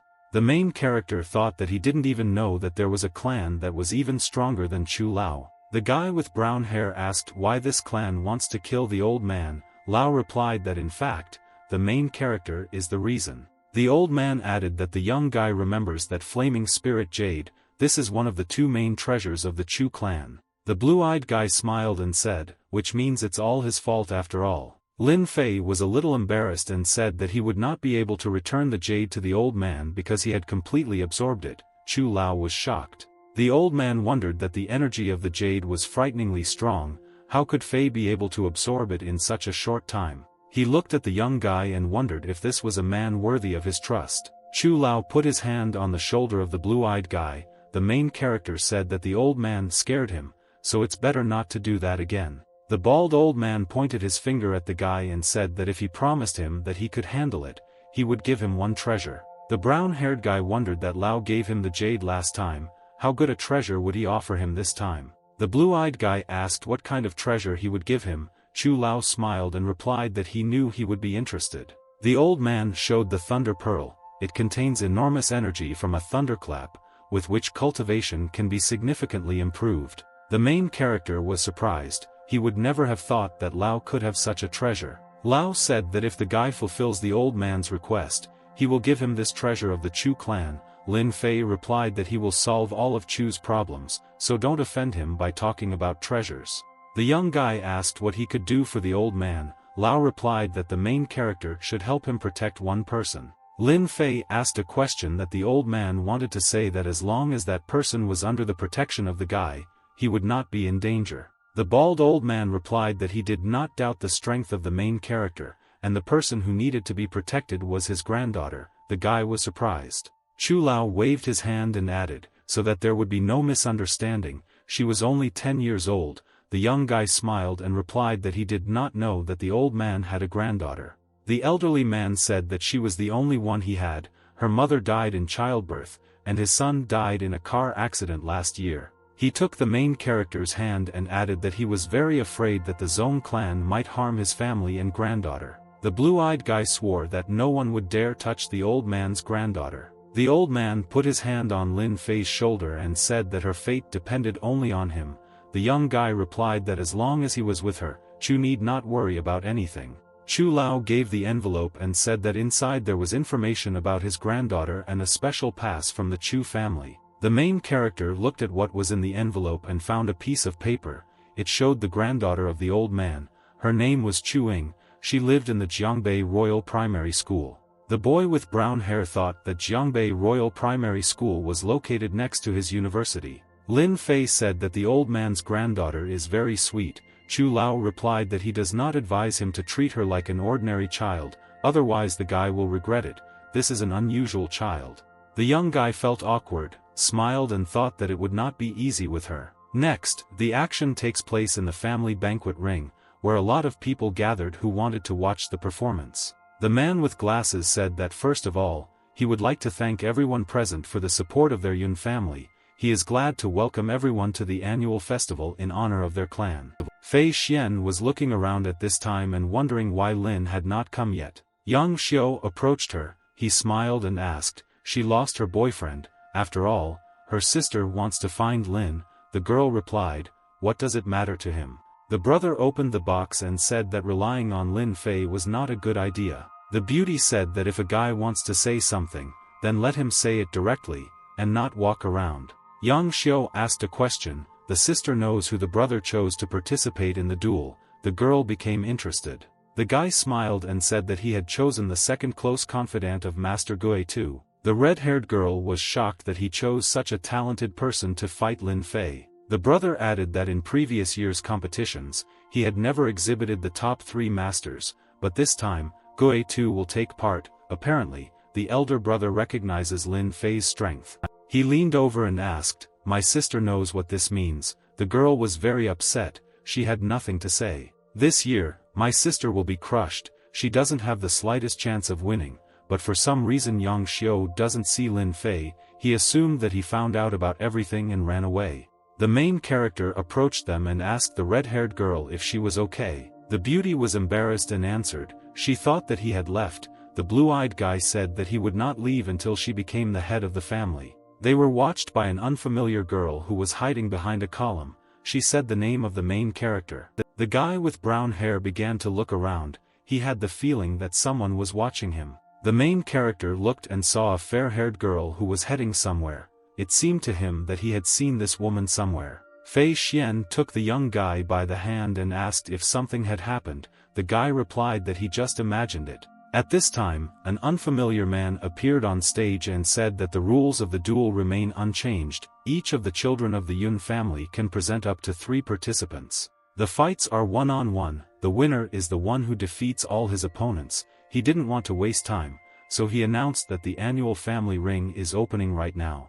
In the first fight, the representative of Yun Yang Xiu, the Black Panther and the participant of Yun Tsang Long will meet. This was Lu Wangdao. Yang Xiu thought that the elder brother gave a lot of money so that Lu Wangdao would take part in this fight. He smiled and said to the panther, "Try not to lose too quickly," the man confirmed. The men climbed into the ring and the panther said that his brother should be a little more restrained towards him. Wang Dao replied that apparently Yang Xiu had problems hiring a stronger opponent. The Black Panther said that he should not be upset if he defeated him.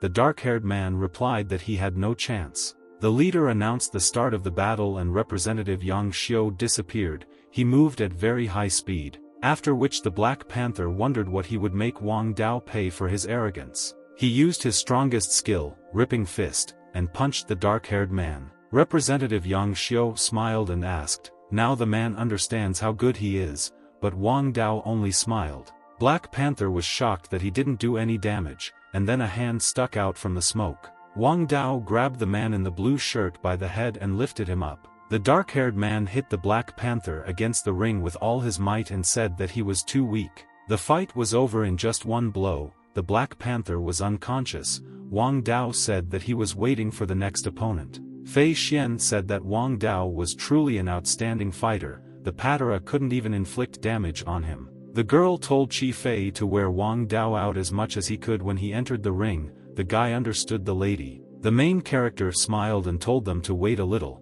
He would single-handedly bring him to his knees. The red-haired girl smiled and replied that then she was counting on the guy with brown hair. At this moment, a green-eyed girl was watching the young guy. She was furious. Lin Fei turned around and thought that he felt like he was being watched again. When the main character saw the girl who was watching him, he asked what she was doing here. Mu Qing smiled and said that it was a big coincidence. She never thought that she would meet him here. Fei Xian stood up from her chair, looked at the protagonist's wife and wondered if this was Mu Qingcheng. She went to the blonde girl, said hello and asked if she was Lin Fei's wife. The green-eyed girl took Fei Xian's hand and replied that the rumors were true, that she was very beautiful. Lady Yun said that Mu was also beautiful. A blue-eyed guy approached them, smiled and asked if he could talk to his wife alone. The red-haired girl replied that he should not linger, because it was their turn soon. The violet-eyed girl thought that Mu Qing had come here. She could only hope that she did not come to influence the main character. The blue-eyed guy asked what she was doing here. The wife replied that she came with her father to the Yun family holiday, after which she saw him with Yun. The guy with brown eyes said that she had understood everything wrong. They were only partners with her. He just needed to win for her in the family ring. Suddenly Fei Xian came running to them and said that everything was over much faster than she could have imagined. Lu Wangdao had already defeated all the participants, only he remained. The main character looked at his wife, leaned over and kissed her on the cheek. The blonde girl said that she would be fine, they would go home together after it was over. the young guy agreed and replied that he would find her when it was all over. After these words, the main character left and the wife hoped that he was telling the truth. She wanted to believe him. At this time, the ring announcer said, "Who would have thought that this event would take place at such a speed?" One representative was able to defeat 5 participants. Mu Qing walked up to her father. The man turned around and asked where she was. They came here to talk about cooperation, so she shouldn't cause trouble. The green-eyed beauty replied that her father can be calm, she knows what needs to be done. The bearded man asked that she found Lin Fei. Ever since he got his abilities, he began to disappear often. He had a feeling that he no longer cared about their family. The host said that it was the fact that Lu Wang was so strong that he scared the last participant of the third madam. He thought that today's event was the fastest ever. The guy with brown hair said that he was already here, he had some difficulties, he needed to leave urgently. Mu Qing's father was surprised and asked what her husband was doing in the ring. The beauty replied that she herself did not know. Chu Lao said that if Lin Fei is participating in the battle in the ring, then why don't they make a bet? The man with glasses asked what kind of bet the old man was talking about. The gray-bearded old man added that he was betting that Lin Fei would defeat Wang Dao in 15 seconds, after which he asked how they would like such a bet. The man with glasses was very surprised and asked why Chu Lao was so confident in Lin Fei and added that he would rather refuse. The bald man laughed and said that he would then bet that Wang Dao would defeat this young guy in 15 seconds. The old man said that since the man was interested, why don't they up the ante? He offered the Chu family's treasure, the Thunder Pearl. Lei was shocked by such a big bet, he couldn't believe that Lao had bet the family treasure. The elderly man asked what he was really afraid of. Lei replied that he was not afraid of anything, since Chu offered such value, he would not skimp either, so he put in the heavenly jade.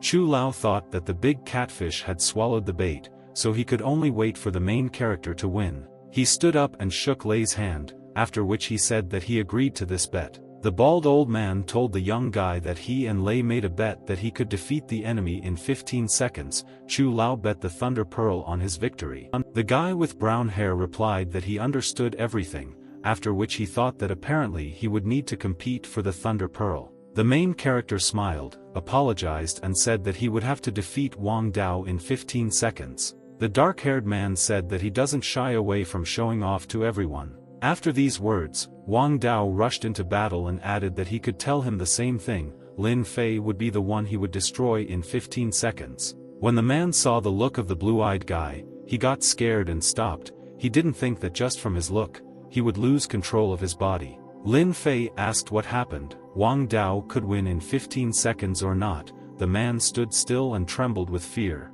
The blue-eyed guy smiled and added that if the man cannot move, then he will help him. After these words the main character disappeared. When the dark-haired man turned around, he saw a young guy behind him. Wang Dao was surprised at his speed. Wang Dao hit the guy with brown hair with his hand, but the main character deftly dodged this attack. The young guy put his hand on the man's shoulder and said that he could still give up. Wang was very scared. The dark-haired man said that he would never give up, and then tried to hit Lin Fei, but missed again. The main character replied that he wanted to play with him a little, but he had little time left. He disappeared again and said goodbye to the man. Wang Dao said that he would not fall for this again. The guy would appear from behind again. A guy with brown hair appeared right in front of Dao's face and replied that he wanted to disappoint him. The man was wrong. After these words, the main character hit the dark-haired man in the face with all his might, and the tournament participant flew out of the ring.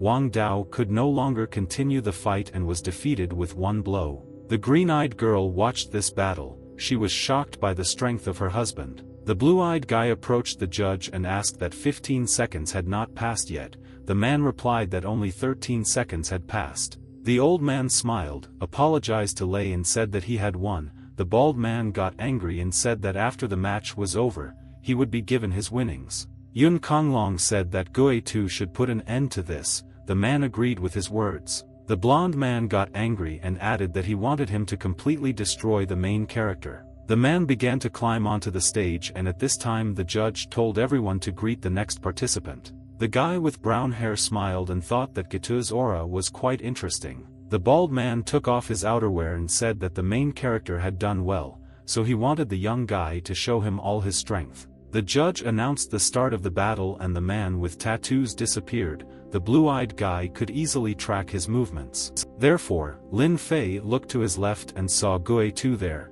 who wanted to hit him with his technique. The enemy used the blow of the underworld and a huge skeleton with a sword appeared behind the man's back. The young guy used the shield technique and defended himself from the skeleton's sword. Guo said that the guy was only the third person who was able to repel his underworld blow, which meant that Lin Fei was very strong.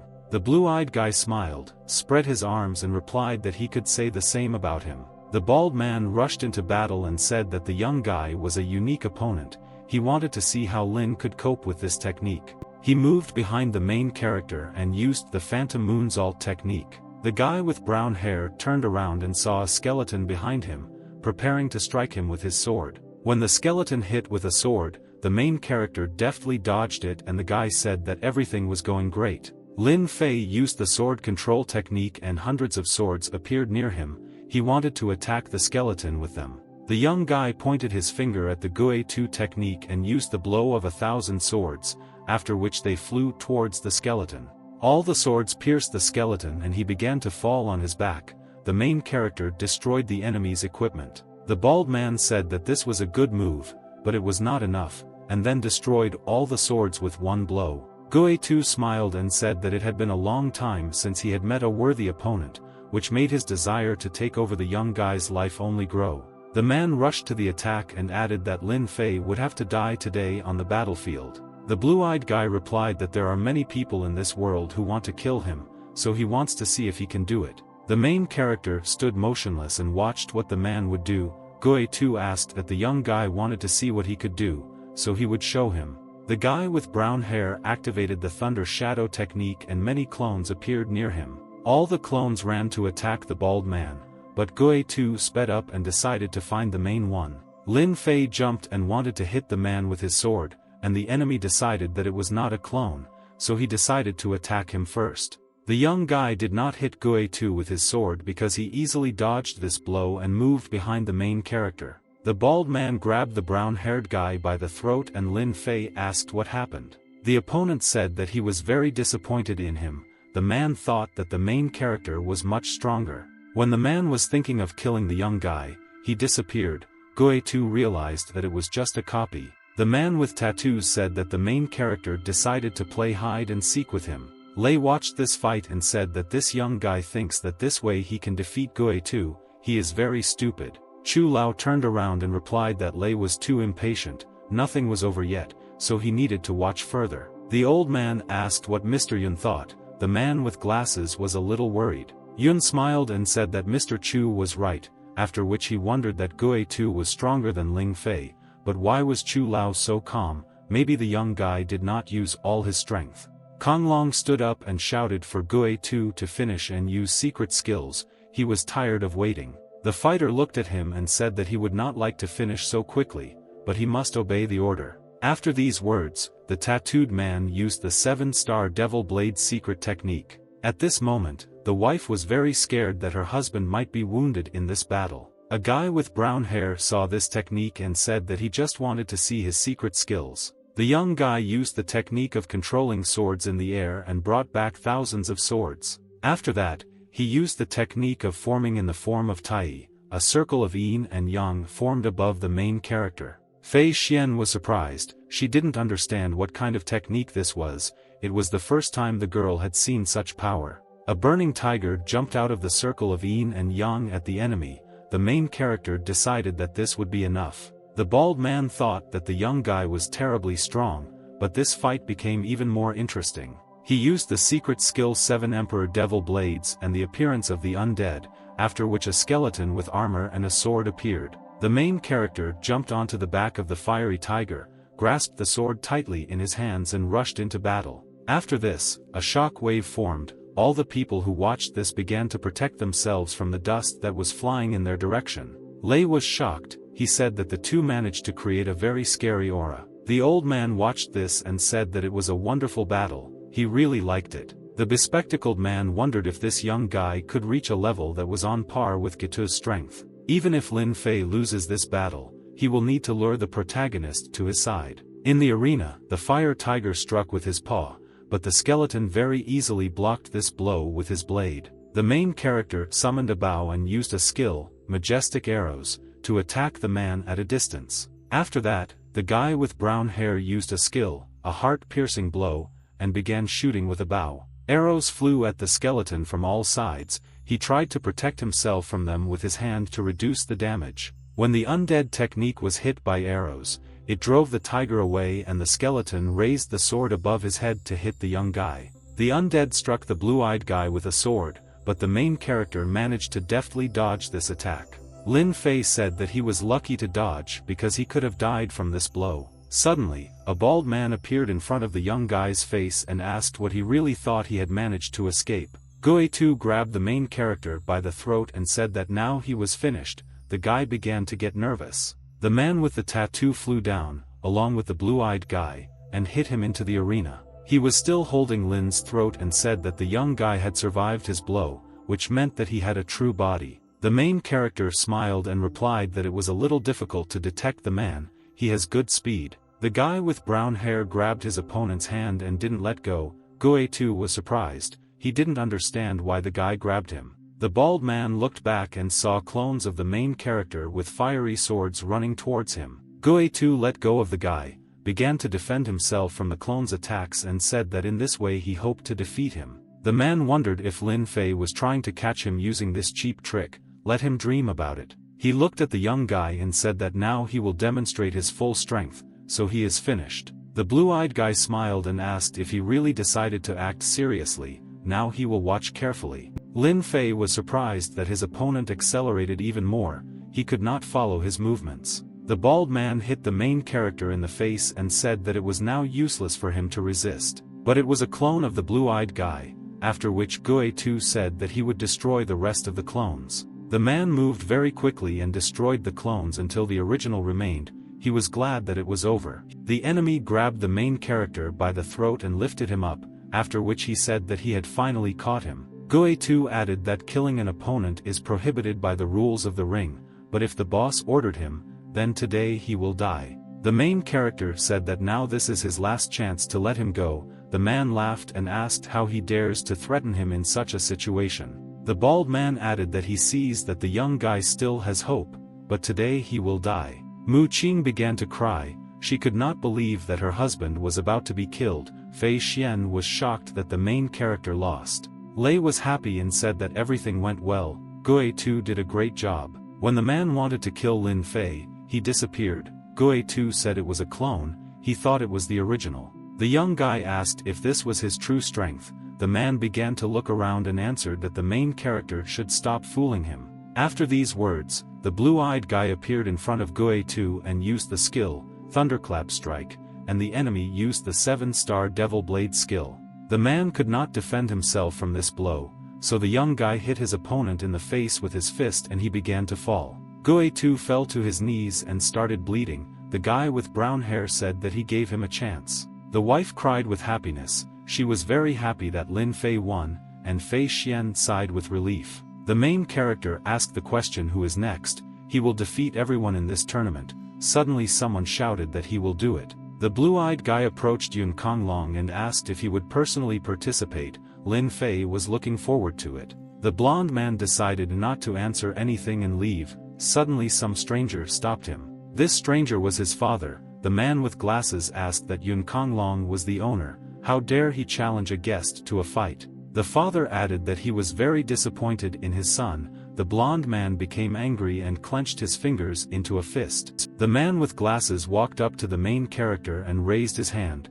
after which he said that the winner was Lin Fei, the elder of the Cloud Mist Villa. People were delighted. They said that such a young guy has a high status and incredible strength. The Yun family was one of the strongest, but now it will become even stronger. The guy with brown hair looked at the man with glasses and wondered if Yun Tao had a plan. Mu Qing's father asked how it was that this guy became the elder of the Yun family villa. The blonde girl replied that she didn't know. The young guy approached Yun and said her name. He wanted to talk to her about the deal. Strangers began to say that he is indeed the elder of Cloud Mist Villa. The Yun family is rising to a new level. The main character asked Fei Xian a question. They completed the tasks. The girl smiled and confirmed it. The blue-eyed guy asked that their issue of cooperation was now resolved. The beauty replied that she could officially declare that the Mu family was her partner from now on.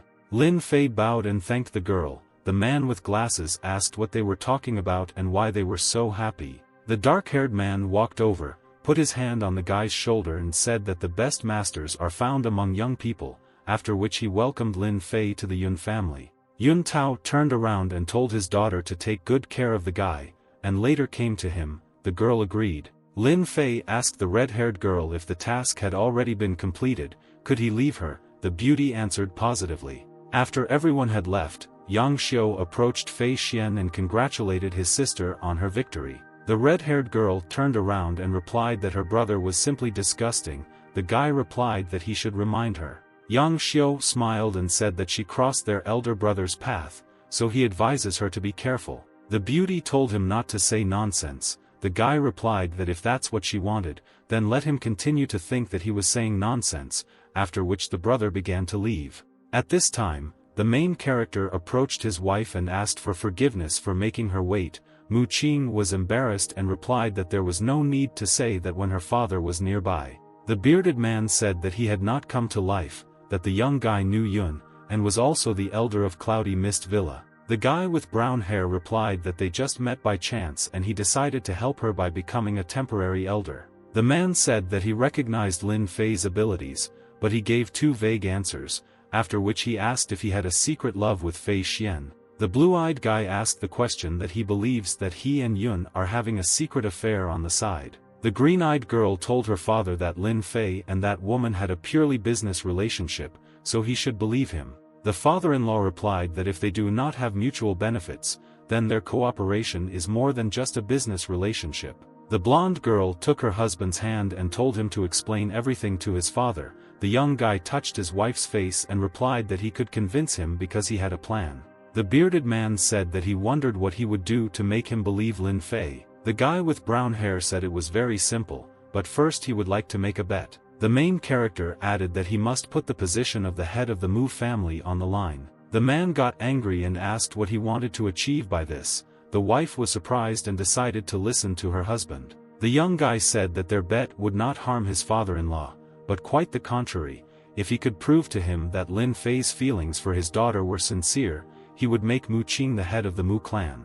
And if the blue-eyed guy loses, he will give the man the Thunder Pearl of the Chu family and the Jade of the Lei clan. The father-in-law asked how he could know that the guy was not cheating. The main character asked, then they would call Chu Lao as a witness. The man replied that there was no need to do this. The green-eyed girl asked her husband why he made this bet. She believes him. The young guy replied that now that she said this, he can cancel it. The bearded man was against it. The girl told her father that Lin Fei was not that kind of person, so he should not interfere in this. The father replied that he was doing all this for the sake of his daughter, after which he asked the question, what if Lin Fei really had an affair with Fei Xian?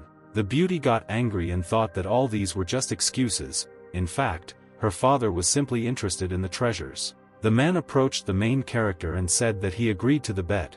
The young guy was happy about it. The father-in-law thought that if the guy could not prove his feelings for his daughter, the treasure would become his, but if he lost, his decision would benefit the Mu family. The blue-eyed guy thought that the man was not even trying to hide his emotions, but it didn't matter, because the head of the Mu family had already been determined. The guy with brown hair told them to wait a little. The man agreed, and then Lin Fei left. Mu Qing asked her father why he was complicating Lin Fei's life. He himself knows everything, that he did not have an affair with that woman. The man replied that his daughter does not understand anything about this. The bearded man said that even if the guy is not guilty, he has become completely different. Lin is becoming powerful, no one knows, maybe one day he will change. After his time in a critical situation, he changed a lot. The first time, Lin Fei was unable to defeat Lao Pan, but the second time, he was able to easily break his neck. The blonde girl said that on the day Lin Fei was in danger, she sent him a message. The father was shocked when he heard about it. He asked how his daughter could do this. The beauty said that she really loves her husband and cannot bear to see him hurt. The father began to get very worried and said that it turns out that Lin Fei knows that they are involved in this incident, so they need to be very careful. The girl started crying and replied that she didn't know anything, her husband never mentioned it, she didn't want him to know about it. The man was shocked and said that probably the main character doesn't know or the guy is checking them. The bearded man said that no matter what his daughter does, let her not raise this topic, they have no right to make a mistake again. Further actions take place at night at the headquarters for training in the preparation of poisons. Guan Yun sat on the throne and said that she didn't think that this young man was married, but it didn't matter, the girl wanted to know the latest news about him. The man said that Lin Fei had recently emptied the treasury of the Black Dragon Society and was discovered by their leader, Lao Pan. The girl with purple hair replied that the guy seemed to be still quite young, and then asked if he got away with it. The dark-haired man said that he could not escape. The beauty asked that Lin Fei was killed, the subordinate replied that he did not say that. The girl said that then let him answer quickly, if he continues to get on her nerves, she will kill him. The subordinate replied that Lin Fei came out unharmed, moreover, he killed Lao Pan and his deputy. Guan Yun stood up and asked how this could even happen, the man is sure that the information is true. Li Xiao replied that the information Li Da said was true, he would never dare to deceive the head of the Poison Academy. The beauty was embarrassed and said that she was becoming more and more interested in this man. The girl ordered her subordinates to prepare a car for her. Guan Yun wanted to meet him in person. Further actions take place in the Yun family estate, where Fei Xian asked the main character, "This needs to be done urgently," the young guy confirmed. The blue-eyed guy hit the girl's glass with his glass and asked her to be kind. Fei Xian replied that then she would go and tell her father about this. The main character thanked the beauty for this. The red-haired girl approached her father and said that she had something to talk about. She leaned over and whispered about it in his ear. The man with glasses said that he understood everything, his daughter could leave. Yun Tao raised his glass and said that before the end of their event, he would like to make one announcement. People in the hall began to say that if Mr. Yun was talking about this at the very end, then the announcement must be very important. They thought that the man would choose the future groom for Fei Xian. Mu Qing asked her father if Lin Fei could really force the Yun family to cooperate with them. The man replied that he did not know. The man with glasses said that he would like to name the future partners of their Yun clan. It would be Jiangbei Mushi Corporation. People in the hall were surprised and wondered who it was. No one knew or had heard of such a corporation. Canlong was furious, he did not understand how this was possible. Yang Xiu wondered why his father chose them. The father-in-law was shocked that the protagonist actually made his corporation a partner of the Yun clan. The bearded man said that the guy with brown hair was worthy of being his son-in-law and he had earned his respect. The blue-eyed guy asked if this could be considered a victory in the bet between him and his father-in-law. The man replied that tomorrow he would declare Mu Qing the head of the Mu clan. The main character said that then he would go talk to Yun, he would return to them later. The father-in-law replied that he could go. The young guy started to leave and hid behind a column to eavesdrop on the conversation between his father-in-law and his wife. The man told his daughter that they should not mention that incident, no matter what. Lin Fei thought that of course their family had something to hide from him, after which he quickly left the place to meet Yun. Next, the actions take place on the street. The young guy told Fei Xian that it was all over, so he would go home with his family. The girl asked why don't they stay here. The guy smiled and said that his wife might misunderstand everything, so he better leave. Fei Xian agreed with his words. The red-haired girl told him not to forget her when Lin Fei returned home. If there was time, he could come to her at the Cloudy Fog Villa. The guy promised that he would not forget. Suddenly the main character's phone began to ring.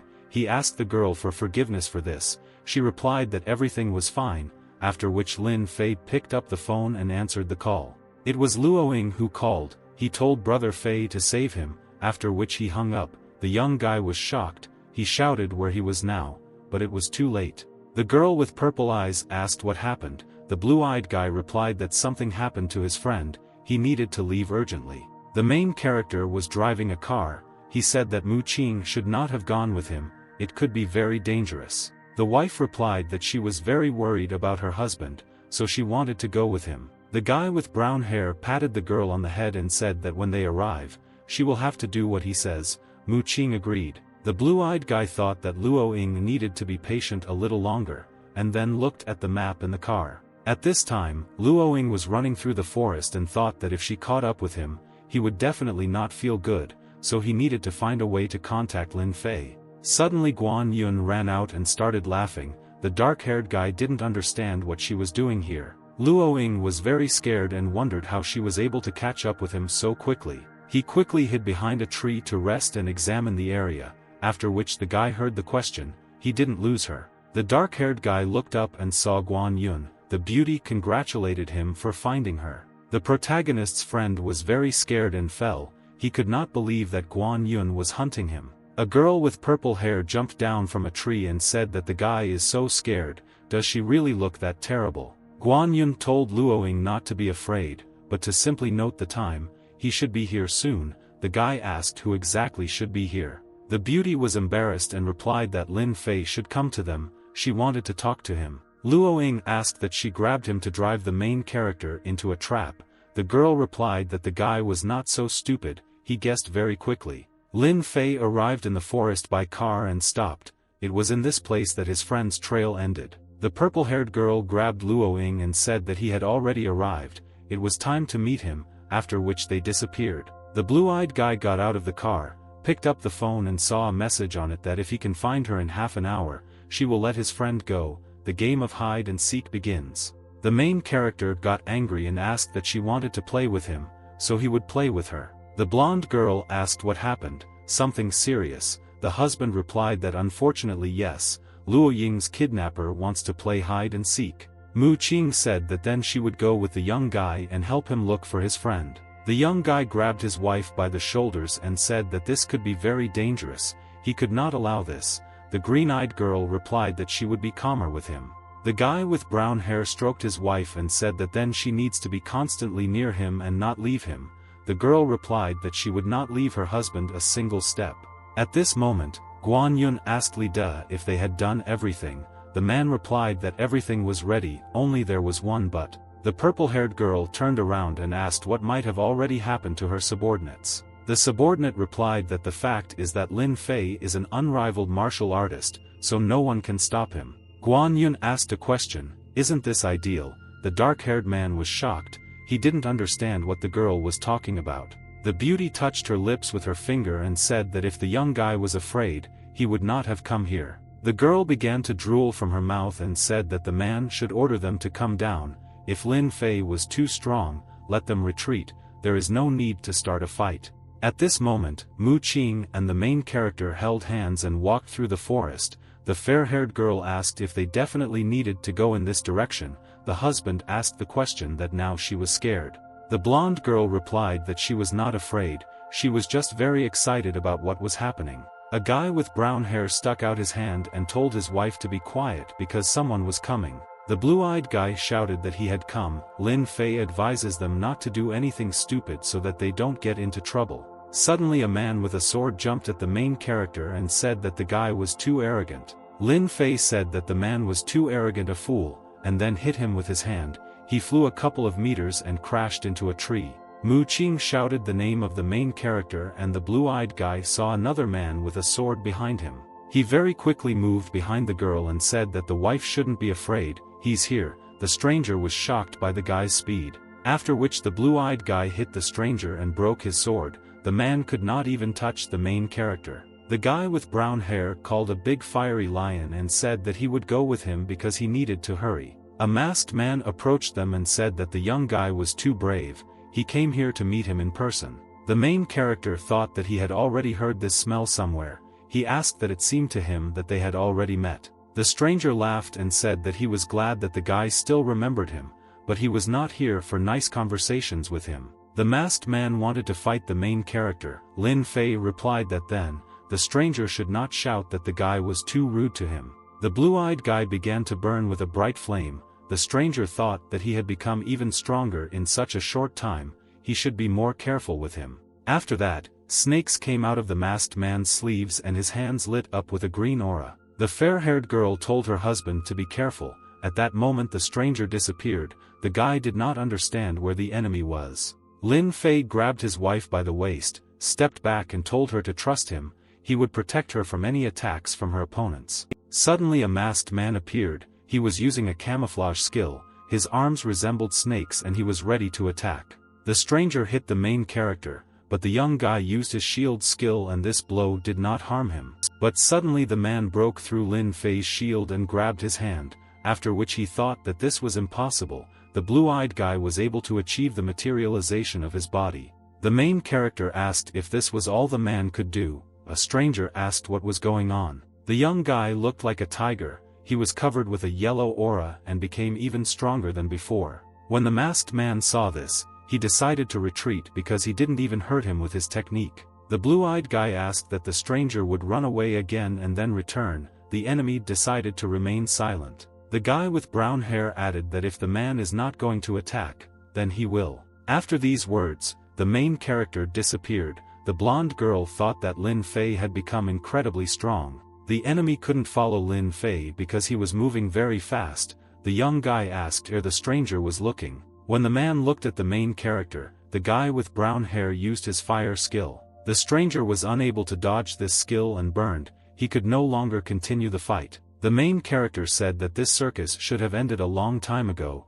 People like him are not a problem for him. The young guy turned around, looked to the side and said that it was time for her to go backstage. Guan Yun smiled and said that was very good. He found her very quickly, so it was time for her to meet him in person. The guy asked a question. The people from the poison training headquarters like to play hide and seek. The green-eyed girl was surprised and wondered that Lin Fei had once dealt with this society. Lin Fei came to them and said that the young guy was very funny, which is why she immediately came to him. She stood on a tree and said that they had finally met. The wife grabbed the protagonist's hand and stood watching. The purple-haired girl came down from the tree and walked up to the blue-eyed guy, after which she asked that his wife Mu Qing was behind Lin Fei. The head of the Poison Academy said that she thought his wife was too spoiled. The blonde girl replied that she was a complete stranger. What difference did it make whether Qing's husband spoiled her or not? The main character thought about it. He doesn't even know what kind of woman this is, but she was already infuriating him. He didn't understand why she came to them. The girl with purple eyes smiled and said that she didn't even think that Mu Qing was so temperamental. After which she licked her lips and added that she really wanted to undress the green-eyed girl and enjoy her. Lin Fei was shocked. He did not understand what this meant. The blonde girl replied that she was not interested in that. The guy with brown hair said that they would stop doing nonsense. He wanted to know where Luo Ying was now. Guan Yun was confused and asked who this was. She didn't see any Luo Ying. The little girl doesn't understand Lin Fei. The blue-eyed guy got angry and shouted that he would ask again where Luo Ying was. The wife was surprised that her husband was so angry. The purple-haired girl looked to the side and replied that Lin Fei should not worry so much, after which she asked if they could sit, drink wine together and talk about it. The main character said that if they cannot find a compromise, he will have to use force. The girl was surprised and started laughing, after which she said that Lin Fei was still a bad guy. The young guy told the girl to quickly say where Luo Ying is. He doesn't have time for her stupid harassment. At this time a masked man approached them and asked how he dares to talk to the hostess like that. The guy with brown hair wondered that this woman was the head of the poison training headquarters. Guan Yun thought that no one had ever dared to talk to her like that. This Lin Fei is really not bad. Li De and Li Xiao suddenly came, and then asked how he dared to disrespect the lady so much. They decided to attack him. The masked man told them not to rush to fight him because they had no chance against him. Lin Fei summoned a tiger and it attacked the two men. When the brothers saw it, they became very scared. The tiger hit them with one blow and they flew into the sky like a shining star. The purple-haired girl saw this and thought that the young guy could materialize true qi. The more she looked at him, the more she wanted to master him. The head of the Poison Academy said that she wanted to talk to Mu Qing. The blonde girl asked what she wanted to talk about. The violet-eyed beauty asked how she felt about giving Lin Fei to her. The green-eyed girl came forward and replied that she would never give him up, so she shouldn't even dream about it. The blue-eyed guy looked at his wife and thought that who would have thought that she would protect him so fiercely. Guan Yun said that if she doesn't want to give him away, she will take the young guy by force.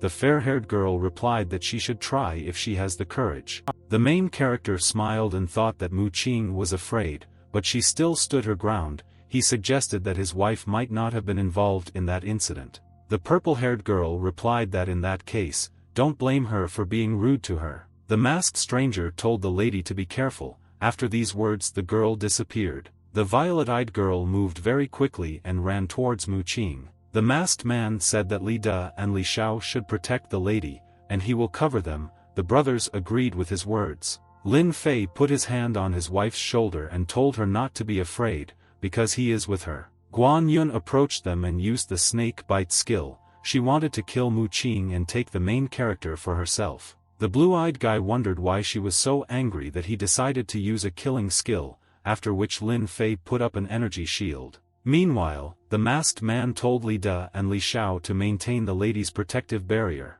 After this, there was a large explosion on the battlefield, in which nothing was visible. The shock wave blew away two brothers and they flew very far into the sky. The masked man thought that having met face to face with the mistress, the main character was doomed to defeat.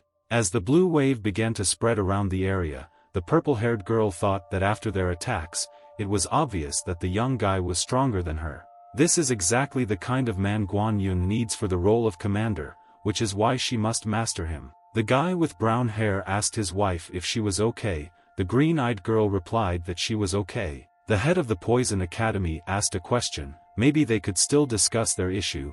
The main character asked what to discuss here. Everything is clear. Yun Guan touched her lips, became embarrassed and asked if the young guy wants to take a mistress. The beauty added that her skills could bring Lin Fei indescribable bliss. She looked at the blue-eyed guy and asked how he looked at it, whether he would accept her offer. The green-eyed girl pointed her finger at Guan Yun and asked how she could even dare to suggest such a thing. The purple-haired girl was embarrassed and replied that everything would be consensual, so there was nothing to worry about. Mu Qing replied that there would be no mutual consent.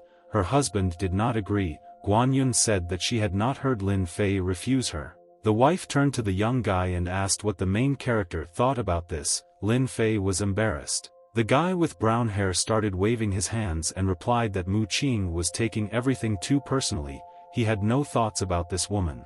Guan Yun said that Lin Fei's words made her feel very sad. The young guy shouted that she would stop fooling around and being sarcastic to them, and let her tell where Luoying was. The head of the Poison Academy asked if the guy didn't know that he needed to be more courteous with girls if he wanted something from them. The blonde girl pointed her finger at Guan Yun and replied that if she was a girl, she was just a cheat. The blue-eyed guy told the purple-haired girl to give them Luoying and he asks her for all the tricks. The violet-eyed beauty replied that Lin Fei was very generous, after which she asked a question. Maybe he would think about why she needed Ing. The main character thought about it and realized that she needed Luoying for the blood of immortality. Guan Yun asked why Lin Fei began to remain silent. Was his conscience tormenting him?